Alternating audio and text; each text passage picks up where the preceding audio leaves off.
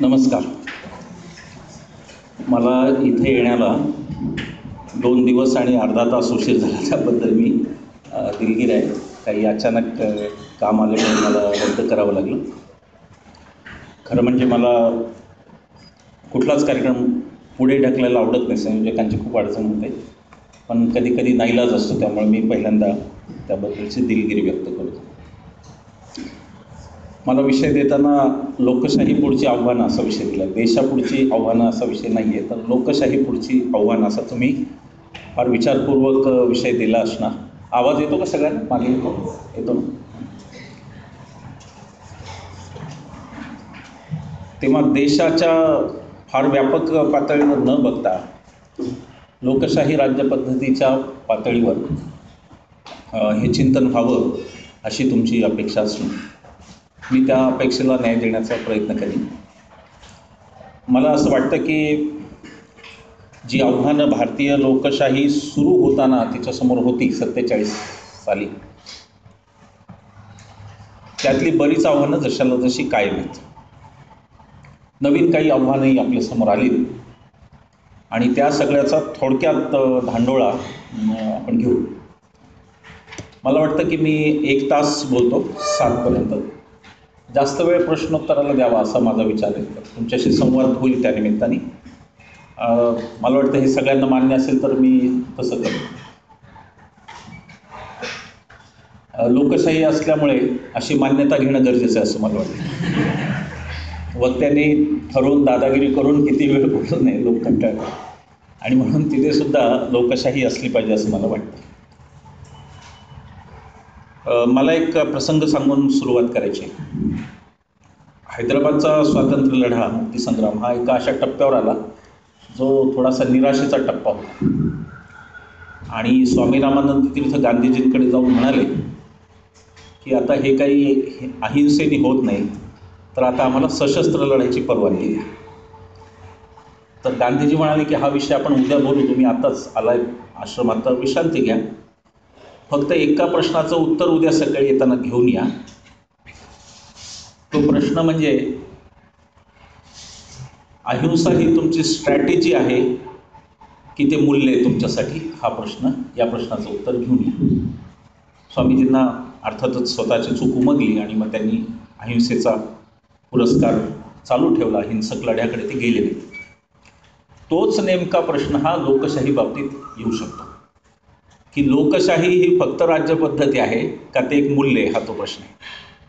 आणि त्याचं उत्तर फक्त राज्यपद्धती असू शकत नाही. अनेकांचा हा भ्रम आहे की लोकशाही ही फक्त राज्यपद्धती आहे, निवडून येईपर्यंत त्या पद्धतीचा अवलंब करता येतो आणि निवडून आल्यावर मात्र मनपूतम समाचरित असं स्वतःच्या मनासारखं वागता येतं, असा आपल्या बऱ्याच लोकप्रतिनिधींचा समज आहे. आणि म्हणून लोकशाहीचं शिक्षण हे मला वाटतं ते एक राज्यपद्धती का ते एक मूल्य आहे, इथून सुरू व्हायला हरकत नाही. ते जर मूल्य असेल तर त्याला मूल्य म्हणून पाळलं पाहिजे. त्यात सर्वसमावेशकताही असली पाहिजे आणि त्यात सगळ्यांना विचारण्याची, सगळ्यांच्या कलानी जाण्याची, सबका साथ वगैरे जाण्याची पण आपली मानसिक तयारी असली पाहिजे. ती निव्वळ घोषणा असता कामा नये. जर ती घोषणा राहिली तर लोकशाही ही आपली स्ट्रॅटेजी असं म्हणायला हरकत नाही, आणि ते जर प्रत्यक्षात उतरलं तर मात्र आपण ते मूल्य म्हणून पाळतोय असं समजायला हरकत नाही असं मला वाटतं. 47ची जी भारतीय लोकशाही पुढची आव्हानं होती त्यातली काही आव्हानं ही आता बऱ्यापैकी आपण असं म्हणू की एक प्रकारे संपुष्टात आलेली असं म्हणता येईल. सगळ्यात त्यातलं जे आव्हान होतं ते साक्षरतेचं होतं की देश स्वतंत्र झाला, देशाकडे शासक नाहीत, प्रशासक नाहीत, ती तर गोष्ट दूरच, पण साक्षरसुद्धा जनता नाही अशा एका पातळीवर आपण होतो. आणि सर्व शिक्षणाचा कार्यक्रम काही यशस्वी काही अयशस्वी म्हणा, पण बऱ्यापैकी साक्षरता ही आज आपल्याला झालेली दिसते. केरळसारखं राज्य तर 100% साक्षर. तर त्या आघाडीवर आपण लोकशाहीने बरंच काही, कारण साक्षरता ही लोकशाहीची पहिली अट आहे. लोकशाहीच कळली नाही तर लोक कसे राहणार, हा मुद्दा. आणि जी सरंजामशाहीची व्यवस्था आपल्या डोक्यात होती वर्षानुवर्ष, तिला एक बदलणारी लोकशाही 47ला आलेली, हे लोकांना कळणं शक्य नव्हतं. असे लोक निरक्षर असताना ती परिस्थिती असू शकते. लोक जर साक्षर झाले नाही तर आपण नेमका काय बदल केला आणि इंग्रजांच्याकडून आपल्याकडे राज्य आलं म्हणजे नेमकं काय झालं हे कळण्यापुरती तरी साक्षरता असणं गरजेचं होतं, ती तेव्हा नव्हती, पण ती आता बऱ्यापैकी आलेली दिसत आहे. काही बाबतींमधला शिक्षण आणि आरोग्य विशेषतः यातला जो संदर्भ होता, यातली जी एक मांडणी होती, ती पण लोकांपुढे आणणं हे एक आव्हान होतं. मुलींना शिकवा हा प्रचार आजही खेड्यापाड्यात करावा लागतो थोड्याफार प्रमाणात, परंतु शिक्षणाचं प्रमाण वाढलं ही गोष्ट खरी आहे. आरोग्याच्या मध्ये सुद्धा अनेक आता जाणीवा जागृत झाल्या आणि लोक साक्षर झाले असं म्हणता येईल. तर जी मूलभूत जे विषय जीवनातले आहेत त्यामध्ये आपण बऱ्याच काही गोष्टी केल्या. एक दुर्दैवाने चित्र असं उभं राहत आहे की मागच्या 68 वर्षात देशात काहीच झालं नाही. म्हणजे रेल्वे आजच आली, बस पण आत्ता येऊन ठेपली, विमान तर आत्ताच अगदी 1 तासापूर्वी आला, अशा प्रकारची मांडणी होती. तर त्याच्याही आधी भारत होता, 2014च्याही आधी भारत निश्चित होता. भारताने काही गोष्टी गाठल्याही होत्या. रादर 2014चा जो प्रचार ज्या ट्विटरवरून झाला आणि सांगितलं गेलं की भारतात काहीच घडलं नाही, ते ट्विटरसुद्धा 2014च्या आधी झालं होतं भारतामध्ये. तेव्हा या सूक्ष्म भेदांसह पुढे जात असताना अगदीच काही झालं नाही असं नाही, बरंच काही घडलं, बरंच काही राहिलं. आणि ही एक नैसर्गिक प्रक्रिया आहे, हे आपण समजून घेतली पाहिजे.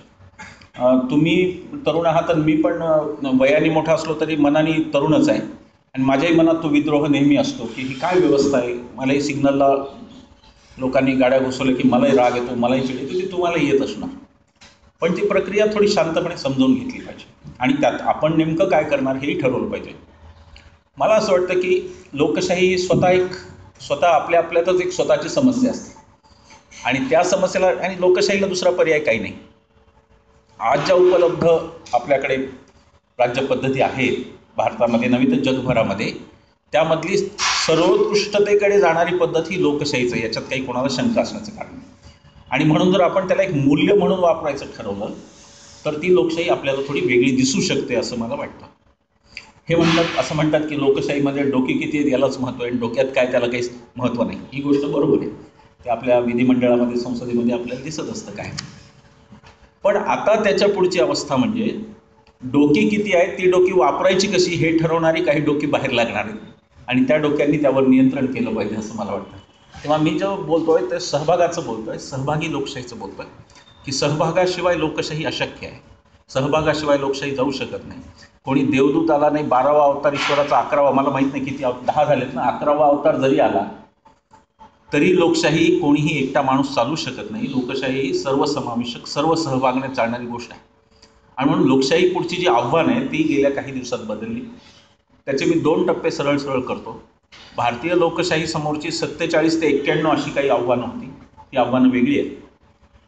त्यातले अनेक पुढे मी म्हणालो तसं कॅरी फॉरवर्ड पण झालेली आहेत आणि 91 नंतरची आव्हानं मात्र वेगळी आहेत. कारण आपण एक रूळ बदलला, एक आपण सांधा बदलला, एक आपण दिशा बदलली आणि आपण अर्थकारणाला जागतिकीकरण, खाजगीकरण, उदारीकरण अशा स्वरूपात नेलं. मी काही अगदी जुने समाजवादी मांडतात तसं खाऊजा धोरण, त्याचा विरोध वगैरे आता मांडणार नाही. कारण खाजगीकरण, उदारीकरण, जागतिकीकरण धोरण हे आता आलं, त्याला 25 वर्ष यावर्षी पूर्णही झाली आणि त्यामुळे आता ते हवं का नको याच्या विषयावरची चर्चा होऊ शकत नाही.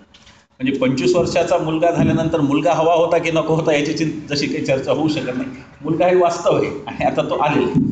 तशा पद्धतीने त्याची जुन्या आमच्या ज्येष्ठांच्या पद्धतीने काही त्याचं ॲनालिसिस होऊ शकत नाही. त्याचं तर्कशास्त्र ते आता गेलं, ते आलं, ते आपण स्वीकारलं, त्याचे आपण लाभार्थी पण आहोत. मध्यम वर्गाचा आणि उच्च मध्यम वर्ग हा लाभार्थी आहे त्या व्यवस्थेचा. टंचाई किती होती माहिती आहे तुम्हाला, माहिती पण नसेल. तुम्ही 91च्या जागतिकीकरणाच्याच काळात जन्माला आला असाल, पण इतकी टंचाई होती की एकेकाळी स्कूटरला नंबर लागत असत आणि माझा नंबर लागला तर मी ऑन पैसे घेऊन कोणाला तरी ते विकून टाकत असेल, वरचे पैसे मी घेत असेल. आज उत्पादन भरपूर आहे देशामध्ये आणि वाटेल त्या ब्रँडचे स्कूटर, मोटरसायकल काय पाहिजे ते अवेलेबल. तर हा परिस्थितीमधला फरक आहे. एकेकाळी परिस्थिती होती, टंचाई सदृश्य परिस्थिती होती, अभावग्रस्तता ज्याला आपण म्हणतो ती होती. ही गोष्टींचा अभाव होता. मग रॅशनिंग आलं, मग लायसन्स राज आलं, मग एवढंच बनवा तरच तुम्ही असे. पण आता ते सगळं मुक्त झालं. तेव्हा जागतिकीकरणानंतरची लोकशाही हा लोकशाहीचा दुसरा टप्पा आहे आणि तो टप्पा तसा इंटरेस्टिंग टप्पा आहे असं मला वाटतं. मी त्याच्याबद्दल रडत नाही बसत, मला त्याची खंत नाही वाटत की काय आलं हे वगैरे. मला एक माहिती आहे की जे सकस आहे ते टिकेल आणि जे सकस नसेल ते टिकणार. डार्विनची थिअरी आपण सांगतो, सर्वायवल ऑफ द फिटेस्ट, पण मी त्याला थोडंसं भारतीय लोकशाहीच्या संदर्भात मी त्याला बदलून घेतो आणि मी असं म्हणतो की survival of the fittest is making an unfit fit for survival. हा आपला त्याचा अर्थ आहे. भारतीय लोकशाहीसाठी सर्वायवल ऑफ द फिटेस्टचा अर्थ स्पर्धा, स्पर्धेतून टिकला तर टीका हा नसून सर्व्हायव्हल ऑफ द फिटेस्टचा अर्थ making an unfit fit for survival असा आहे भारतीय लोकशाहीच्या परिप्रेक्षात, असं मला वाटतं. आणि भारताची राज्यघटना ही सुद्धा त्याला सपोर्टिंग आहे, त्यालाच ती राज्यघटना आपल्याला इंडॉर्स करते एक प्रकारे, असं आपण म्हटलं तर हरकत नाही. जी आव्हानं जी आपल्यासमोर आहेत त्यामध्ये सगळ्यात ठळक आव्हान भारतामध्ये हे जातींचं होतं, आजही आहे, हे वास्तव आहे. आणि ते काही इतक्या लवकर जाणार आहे नाही, म्हणून सगळ्यांना पुरून उरलेलं आहे असं मी म्हणणार. कारण नवनव्या जाती तयार होत आहेत पुन्हा लोकांची, आणि त्या जातींमधून पुन्हा नवे अहंकार पण निर्माण होतात.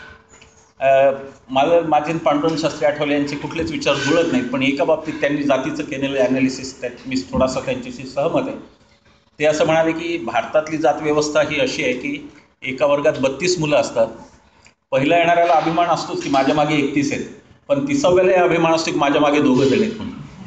तर हे भारतीय जाती व्यवस्थेचं स्वरूप आहे, आणि ते असंच होतंच, म्हणजे त्याला काही कोणी नाकारत नाही, त्याला नाकारण्याचं कारण नाही. त्याची जी उत्पत्ती झाली ती मनुस्मृतीपासून, त्याच्यावर की आज मी फार बोलणार नाही, मी याच ठिकाणी बोललेलो आहे त्याविषयी. मला तर दुसरा हॉल, मोठा हॉल होता वर तिकडे, ही माझी खरं 3री वेळ इकडे येण्याची, त्या विषयावर मी बोललो, त्यामुळे मी आज त्यावर बोलत नाही. पण जाती व्यवस्थेचं जे स्वरूप होतं ते एक व्यामिश्र स्वरूपाचं होतं. त्यामध्ये अनेक गोष्टी होत्या ज्या खूपच घाणेरड्या होत्या, आणि त्या टाळणं गरजेचंच होतं. ते टाळण्याचा काही प्रयत्न सुधारकांनी केला सुद्धा, आणि तो काही प्रमाणात यशस्वी पण केला. आज निदान अस्पृश्यता ही सार्वजनिक ठिकाणी तरी पाळली जात नाही, घराघरांमध्ये असेच, खेड्यांमधून अजून ती गेली नाही, हे मान्यच आहे. पण निदान सार्वजनिक ठिकाणी काही प्रमाणात अस्पृश्यतेला आज आपण अस्पृश्यतेच्या पुढे जाऊ शकलो. सतीबंदीचा कायदा असेल, अनेक कायदे सांगता येईल असे की ज्याने आपण एक पाऊल पुढे गेलो कदाचित. परंतु जे मनातले बेसिक इन्स्टिंक्ट आपल्या होते ते काही बदलू शकले नाही असं मला वाटतं. आपण डिकास्ट झालो का, तर त्याचं उत्तर नाही असं आहे, आणि म्हणून जातीचे नवे नवे कंगोरे येत आहेत. आत्ता जाती एका धोकादायक वळणावर येऊन पोचलेल्या आहेत असं मला वाटतं. आणि मी याचं लेटेस्ट उदाहरण हे मराठा मोर्चांचं देतो. मराठा मोर्चांना माझा विरोध नाही हे सांगून, ठळकपणे सांगून मी पुढे जातो. मला नेमकं त्यात काय दिसतंय ते सांगतो, ज्याचं ॲनालिसिस कदाचित चॅनलच्या चर्चेत होऊ शकत नाही. तिथे अँकर येईपर्यंतच आपल्याला बोलता येतं आपल्याकडे. आणि त्यातही पु ल देशपांडे म्हणत होते की किमान शब्दात समोरच्याचा पुणेरी दुकानदार गिरायकाचा कमाल अपमान करतात, तर इथे किमान शब्दात आणि किमान वेळेत समोरच्याचा कमाल अपमान करायचा असतो. त्यामुळे ते चॅनलच्या चर्चेत त्या गोष्टी येऊ शकणार नाहीत. परंतु त्याला एक वेगळ्या दृष्टिकोनाने निदान तरुणांनी, मला हाही विषय दिला की तरुणांची भूमिका म्हणून मी हा विषय बोलतोय. हा विषय आपण आपल्यात मोकळेपणाने बोलूया, यात काही संकोच ठेवायचं कारण नाही. जाती व्यवस्था ही होती, जातींची लेबलं लागलेली आहेत, जात आपण सगळे जन्माला घेऊनच आलेलो येताना. त्यामुळे याच्यावर आता जर रोग आहेच तर तो लपवण्यात काही मुद्दा नाही. जो रोग आहे तर त्यावरती बोललं पाहिजे, इलाज शोधला पाहिजे. मला त्यातून काय दिसतं, बाकीचा मराठा मोर्चांचा राजकीय सामाजिक संदर्भ मी आत्ता बोलत नाही आहे, पण जातीच्या संदर्भात मी बोलतो. एकच फक्त मुद्दा मी त्यात मांडणार. एक व्यवस्था इथे आली आणि त्या व्यवस्थेने सगळ्यांना न्याय देणं घटनेप्रमाणे अपेक्षित होतं. घटनासुद्धा समता आणि न्यायाचं बोलत होतं. परंतु न्याय मिळाला नाही, ही असे अनेक वर्ग भारतात आहेत ज्यांना न्याय मिळाला नाही, आणि असेही वर्ग आहेत बरेच ज्यांना असं वाटतं की आपल्याला न्याय मिळाला नाही. असे दोन्ही प्रकारचे वर्ग भारतामध्ये, आणि ती भावना सहज भावना आहे, त्या भावनेत काही चूक आहे असं मला वाटतं.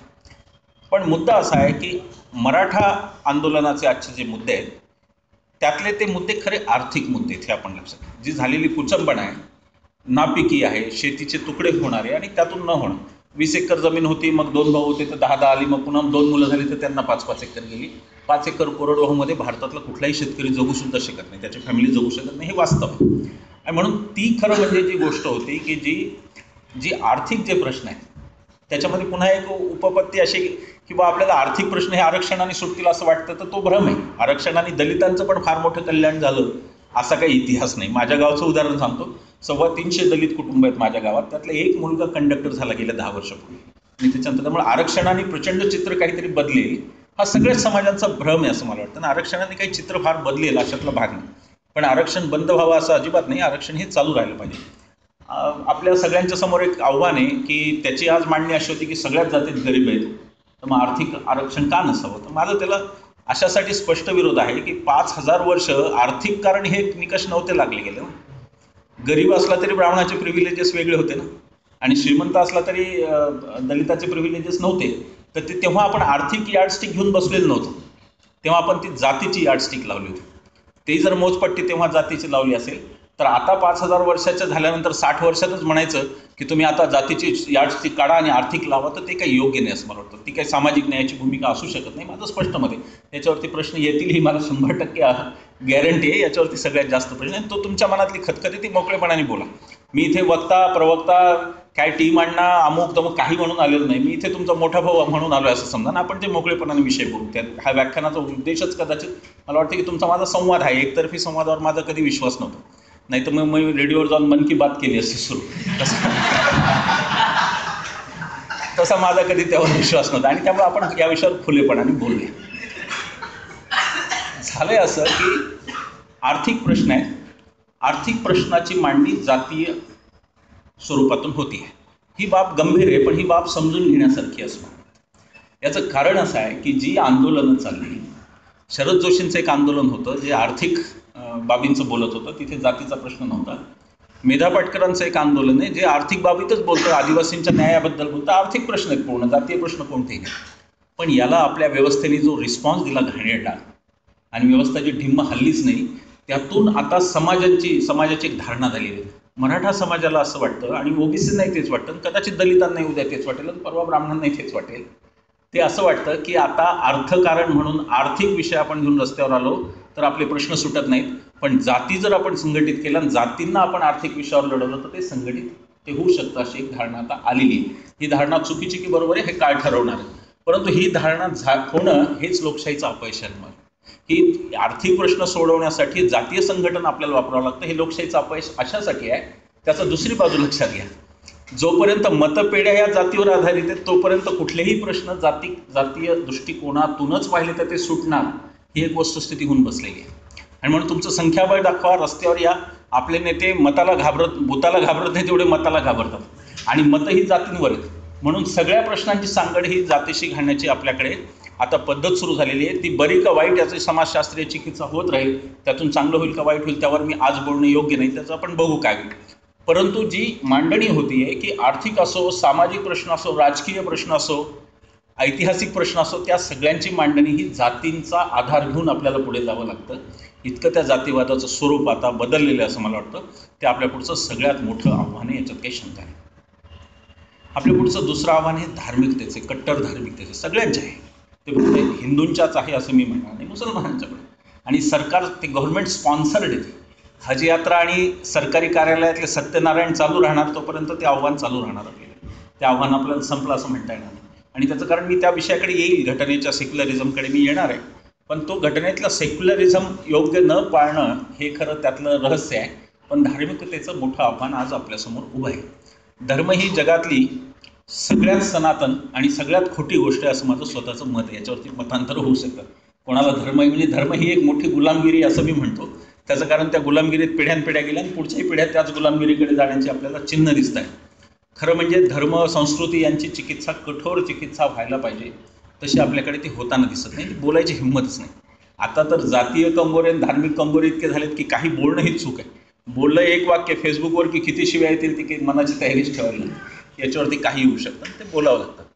पण तरीही आमच्यासारखे जे लोक ज्यांना मतं मागायची नाही ते या विषयावर बोलू शकतात. ज्यांना मतं मागायची त्यांच्या मर्यादा आहेत, त्यांना सगळ्यांचंच जय म्हणायला लागतं, त्यांना काही इलाज नसतो दुसरा. पण तो जी मंडळी राजकारणात जात नाहीत, ज्यांना मतं मागायला लोकांकडे जायचं नाही, त्यांनी निदान खरं बोलायला हरकत नाही असं मला वाटतं. धार्मिक आव्हानं जी आपल्यासमोर आहेत तिला उत्तर घटनेने दिलेलं असून सुद्धा त्या उत्तरांच्या अनुषंगाने आपण अंमलबजावणी केली नाही, हे त्याचं खरं रहस्य आहे. 47च्या वेळी नेत्यांच्या भावना अगदी स्पष्ट होत्या. त्यांना सगळा देश चांगला दिसत होता. आज आपण किती शिव्या दिल्या तरी नेहरूंना भारत उत्तम दिसत होता. नेहरूंनी आपल्या परीने सगळ्या गोष्टी केल्या. आता सगळ्या अपयशाच्या धनी नेहरूंनाच करण्याचं एक चाललं आहे. तर म्हणजे पुन्हा आता त्याला पुन्हा धार्मिकतेला पुन्हा जातीयता जोडली जाते आणि जातीयतेला राजकारण जोडलं जातं असा तो प्रसंग आहे. म्हणजे सांगितलं, मी परवाच वर्ध्याला गेलो होतो गांधी जयंतीला. तिथे एक, आपण कधी गेलात सगळे तर जरूर बघा, तिथे खाट ठेवलेली आहे एका कोटीमध्ये.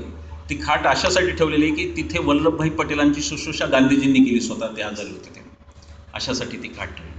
परंतु जे काही विष पेरलं जात आहे की सुभाषचंद्र बोस कसे नेहरूंचे कट्टर वैरी होते, गांधींचं पटेलांचं कसं एकही मिनिट जमत नव्हतं, आणि कसा गांधींनी पटेलांवर अन्याय करून नेहरूंना पंतप्रधान केलं, आणि पटेल जर पंतप्रधान झाले असते तर खरंच भारत कसा कुठल्या कुठे गेला असता. अशा प्रकारचे अनेक प्रकारचे प्रवाद हे तरुणांनी नीट समजून घेतले पाहिजे. मी तुम्हाला एक माझी स्वतःची पद्धत सांगतो. मी जेव्हा तिशीत होतो, तिशीपर्यंत माझाही हा सगळा वैचारिक खेळखंडोबा चालू होता. मला वाटायचं ह्या पुस्तकात असं लिहिलं म्हणजे ते, त्या पुस्तकात असं लिहिलं म्हणजे ते. आणि ते फेसबुक व्हॉट्सअपवरून आपल्याला स्पष्ट दिसतं की चांगली हुशार मुलंसुद्धा वेगळ्याच काहीतरी लिहित असतात त्यावर. तर हे अशातून होतं, हे द्वंद्व अशातून होतं की येणारी माहिती ऑथेंटिक आहे का नाही यावरती आपण फार विचार करत नाही म्हणून होतं. आणि आपल्या बुद्धीला जे सोयीचं वाटतं ते आपण उचलतो, किंवा आपल्या युक्तिवादाला जे सोयीचं वाटतं ते आपण उचलतो. तिशीनंतर मी एक स्वतःची पद्धत अशी विकसित केली की एखादा नेता जर समजून घ्यायचा असला तर फक्त त्यांनी काय लिहिलं तेवढंच वाचायचं. म्हणजे डॉक्टर आंबेडकरांबद्दल धनंजय कीर यांनी काय इंटरप्रिटेशन केलं त्याचा माझा संबंध नाही. मी writing and speeches of doctor आंबेडकरचे 18 व्हॉल्यूम वाचून काढेन आणि मी स्वतः ठरवीन की आंबेडकर काय होते. सरदार पटेलांचं सुद्धा, सरदार पटेलांची पत्र सरदार पटेल करस्पॉन्डन्स या नावाने प्रसिद्ध आहे आणि ती पत्र तुम्ही जरूर वाचा. अनेक गोष्टींचे खुलासे होते. इंटरेस्टिंग आहे, खूप इंटरेस्टिंग आहे. आणि फक्त त्याला मी धार्मिक संदर्भात नाही तर मी लोकशाहीच्या संदर्भात सुद्धा बोलतो. कारण लोकशाही मूल्य म्हणून जपत असताना लोकशाही काय आहे हे पण आपल्याला कळलं पाहिजे आणि ती त्या पत्रांमधून फार उत्तम कळते. आज जो संबंध उद्योगपतींचा राजकारण्यांचा दाखवला जातो त्याच्यावरती वल्लभभाईंचं पत्र आहे. ते गांधीजींना असं म्हणतात की ह्यांचा बिर्लांचा बंगला आपण काँग्रेसच्या कामासाठी वापरतो, पण मला खात्री आहे की बिर्ला त्याचा गैरफायदा घेत नाही. ज्या दिवशी बिर्ला गैरफायदा घेतील तेव्हा त्यांना फटकारणारा पहिला मी असेल संबंध तोडणार. तर आता जे विदेश दौऱ्यांवर उद्योगपती जातात त्याचा ह्याचा ताळमेळ लावून बघा, म्हणजे कळेल की नियत काय होती त्या लोकांची. आणि म्हणून ते पापच नव्हतं, त्यामुळे वेगळ्या विमानांनी जाण्याची गरज नव्हती, एकाच विमानाने जाऊ शकत होते. तर ही जी खुली व्यवस्था, ही जी खुली लोकशाही, ही जी खुले संदर्भ होते, काही बाबतीत सरदारांचं विशेषतः आपल्या द्वारकेच्या मंदिराबाबत सॉरी माझं काहीतरी चुकतंय का, कुठल्या मंदिराबाबत, गुजरातीतल्या पुनर्निर्माण सोमनाथ, सॉरी मला ते मंदिर आणि देव यांचं काही मला मिळच लागत नाही काही खरं, मी चुकीच्या जोड्या पण होतो अनेकदा. तर सोरटी सोमनाथाच्या मंदिराच्या बाबतीत सरदारांची भूमिका उजवी होती हे मान्यच आहे. आणि हे नेते स्वतःचे मेंदू डोक्यात असलेले नेते होते आणि त्यामुळे त्यांच्या वैचारिकतेत फरक येणार, तेवढा येणार. परंतु त्यांचे आंतरिक धागे होते. काही गांधी आजारी पडले तर सरदारांनी शुश्रूषा केली आणि सरदार पडले तर त्यांची शुश्रूषा ही गांधींनी केलेली. तर हे बापलेकाचं नातं आहे. गांधी एका ठिकाणी म्हणतात की सरदारांना मला काही सांगावंच लागत नाही, माझ्या मनातलं ते अगदी त्यांच्या मनात झेरॉक्स कॉपीसारखं निघत असतं, ती प्रत निघत असते त्यांच्या मनातून. सरदारांना मला काहीच बोलावं. गांधी त्यांना अहिंसेचा हिंस्त्र प्रचारक म्हणत असतात. सरदार पटेल हे गांधीजी हे सरदारांना अहिंसेचा हिंस्त्र प्रचारक असं म्हणत असत. तर ते हिंस्त्र प्रचारक होते अहिंसेचे, पण ते सगळं कॅरेक्टर असताना ते तोडून मोडून टाकायचं आणि दुसरंच काहीतरी आणायचं, धार्मिक उन्माद उभे करायचे आणि धर्माच्या मार्गाने देश गेला असता त्याचं काय सगळा वेडेपणा हा सगळा चाललेला असतो.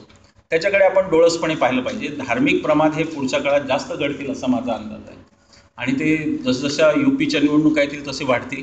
त्यानंतर 1900 निवडणुकांच्या वेळेला ते वाढतील. अखलाक वगैरे प्रकरण आपल्याला त्या धार्मिक उन्मादांमध्ये अभिव्यक्ती स्वातंत्र्याचं काय होईल हा एक प्रश्न आपल्यासमोर आज आव्हान म्हणून उभा आहे आणि त्या अभिव्यक्ती स्वातंत्र्यासाठी आपल्याला लढणं भाग आहे. त्याचं कारण असं की सत्ता येईल आणि जाईल, लोक येतील आणि जातील, परंतु घटनेने दिलेलं अभिव्यक्ती स्वातंत्र्य हे टिकलं पाहिजे. त्या अभिव्यक्ती स्वातंत्र्याला देशद्रोहीपणा समजण्याचा पण एक आत्ता कल आहे आजकाल, की तुम्ही काहीतरी बोलताय सरकारच्या विरोधात. म्हणजे ही मांडणी पहिल्यांदा होती देशात. मी मनमोहन सिंग सरकारांच्या विरोधात लढलो, मी महाराष्ट्रातल्या पृथ्वीराज चव्हाण सरकार, सगळ्या सरकारांच्या आपलं कामच आहे कायमस्वरूपी विरोधी पक्ष जाऊ आपण. मी नेहमी म्हणतो लोकांना की अरे जे सरकार येईल त्याच्याविरुद्ध संघर्ष करावाच लागणार. आम्ही कायमस्वरूपी विरोधी पक्ष नेते आहोत. ज्या दिवशी आम्ही मंत्र्यांच्या गाडीत दिसू त्या दिवशी आमची काहीतरी सेटलमेंट झाली म्हणून समजून घ्या, गडबड काहीतरी. आमची ती भूमिकाच असणार, ती असायलाच पाहिजे. लोकशाहीमध्ये पत्रकार आणि सामाजिक कार्यकर्ते यांची एक निश्चित भूमिका आहे आणि ती भूमिका कायमस्वरूपी विरोधी पक्षाची. सरकारचं कौतुकही करायचं आणि वेळ पडल्यावर सरकारला सोडायचं नाही, ही ती भूमिका आहे आणि ती भूमिका कायम राहणार. अनेकांवर मी 2011 पासून काँग्रेसवर अण्णांच्या आंदोलनापासून प्रखर टीका केली, पण मला कधी हे ऐकायला नाही लागले की मग जा पाकिस्तानात. म्हणजे पाकिस्तानचा व्हिसा एवढा स्वस्त झाला आहे की उठसूट कोणी पण थोडा खुट्ट म्हणलं की जा तू पाकिस्तानात. आमिर खानने पाकिस्तानात, म्हणजे मला तर शंकाच वाटते की खरंच सगळे गेले तर 19ला तर यांना मत द्यायलाच कोणी राहणार नाही. अर्धा देश तर पाकिस्तानातच जाऊन बसलेला असेल. तर ही मांडणी धोकादायक आहे. ही मांडणी जी चालली आहे की तुम्ही राष्ट्रवादी असलंच पाहिजे, ही मांडणी धोकादायक आहे. एक गोष्टी 3 आपण स्पष्ट समजून घेऊ. राष्ट्र ही गोष्ट वेगळी आहे.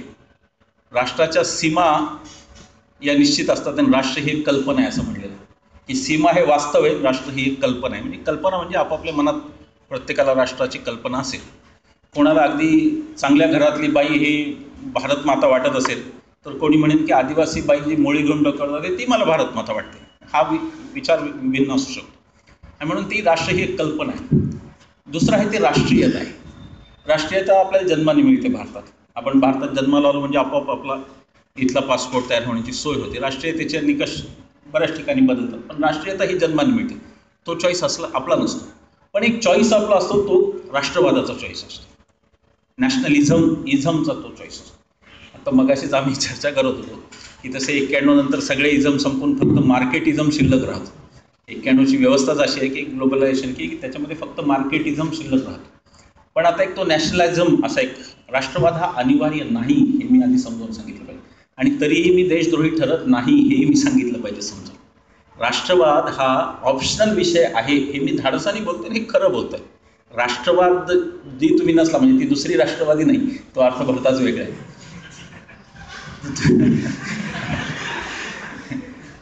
तर तुम्ही जर राष्ट्रवादी नॅशनलिस्ट नसला तर तुम्ही देशद्रोही असता हे समीकरण जुळू शकत नाही.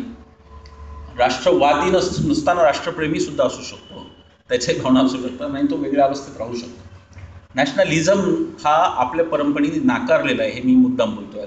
हा विषय बोलला पाहिजे कारण आता राष्ट्रवाद हेच लोकशाही पुढचं एक आव्हान म्हणून आता पुन्हा आपल्यासमोर उभं आहे की लोकांमध्ये त्यावरूनच भेदभाव होतोय. लोकशाहीचंच काय होईल असं वाटतं की मिलिटरी ही सर्वोच्च आहे, सैन्य हे परमोच्च आहे असं आपल्याला वाटतं. आणि आता तुम्ही COEPचे विद्यार्थी आहात म्हणून मी हे बोलतोय, बाहेर हा विषय बोलायची सोय नाही, नाही तर लगेच दगड फेकून माझा निषेध होईल, राष्ट्रद्रोही याला पाठवा पाकिस्तानात. पण लक्षात घ्या, सैनिकच देशासाठी मरतो असं नाही आणि सैनिकांच्या बलिदानाबद्दल सॅल्यूटच आहे, काही प्रश्नच नाही. ती भावना तो ज्या सियाचीनमध्ये ज्या परिस्थितीत लढतो त्याबद्दल आपल्या सगळ्यांच्या मनात गौरवच आहे त्यांचा आणि त्यांच्या मी कृतज्ञताच आहे, आपल्या दुसरी काही भावनाच असू शकत नाही. पण या देशात फक्त सैनिकच मरतात असं नाही, सफाई कामगार सुद्धा देशासाठी मरतात त्या मॅनहोलमध्ये पडून आणि तिथे जीव गुदमरून सफाई कामगार सुद्धा मरतात. तेव्हा देशासाठी मरणं हा जर क्रायटेरिया लावला तर तो फक्त सैनिकांपुरता मर्यादित ठेवता येणार नाही, तो अनेकांशी आपल्याला काढून पाहावा लागतो की देशासाठी मरणं याची वेगवेगळी व्याप्ती असू शकते. राष्ट्रवादाचा जो आज मुद्दा आशय जो येतो आहे तो नाकारलेला आहे अनेकांनी. हे मी म्हणतोय आज याचं कारण असं की रवींद्रनाथ टागोरांकडे एक बाई आली होती आणि तिने दुःख व्यक्त केले की माझा मुलगा सैन्यात गेला. तर ते तिला म्हणाले की तू प्रखर राष्ट्रवादी आहेस का, तुला देशाच्या सीमा सर्वोच्च आहेत आणि मानवता काही नाही असं तुला वाटतं का? तसं असेल तर मग तूच तुझ्या मुलाची कातील आहेस की तुझ्या राष्ट्रभावनेसाठी तुझ्या राष्ट्रप्रेमासाठी तू लढतो तिकडे. बॉर्डरलेस वर्ल्डची कल्पना ही रवींद्रनाथ टागोरांनी तेव्हा पण मांडलेली आपल्याला लक्षात येतं की ती त्यावेळेला तेव्हापासून मांडतात. त्याच्या आधी ज्ञानेश्वरांनी सुद्धा राष्ट्रवाद नाकारलेला आहे बरं का, कारण त्यावेळेस भारत हे राष्ट्रच नव्हतं. मुळात भारत राष्ट्र करण्यात मोठा हातभार इंग्रजांचाच आहे. भारताला भारत एक राष्ट्र ही कॅरेक्टरिस्टिकच नव्हतं. 500 संस्थानांमध्ये विखुरलेला देश होता, भाषा विभिन्न होत्या, प्रदेश विभिन्न होते, एक जिओग्राफिकल सलगता होती. एवढं जर सोडलं तर दुसरी कुठलीही सलगता दिसत नाही. संस्कृती म्हणून मला तर स्पष्टपणे आजकाल वाटतं की संस्कृती नावाची काही गोष्टच नसते.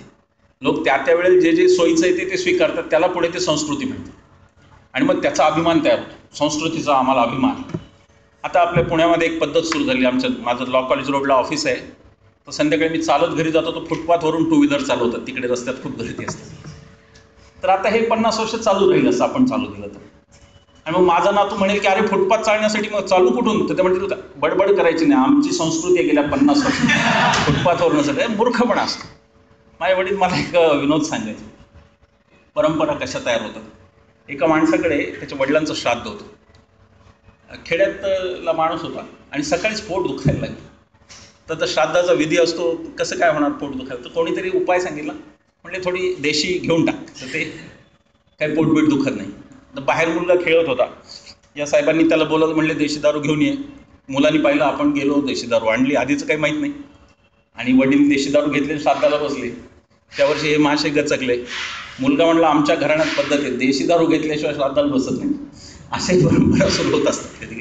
तेव्हा परंपरा आणि संस्कृती या फार पारखून निरखून घेतल्या पाहिजे. आणि मी खरंच सांगतो, मला भारतातल्या चांगल्या गोष्टींचा अभिमान आहे, पण मला माझ्या संस्कृतीचा अभिमान वगैरे असावा असं मला काही त्यात फार वाटत नाही, कारण ते पूर्वजांचं पुण्य होतं किंवा काय पाप होतं जे काही असेल.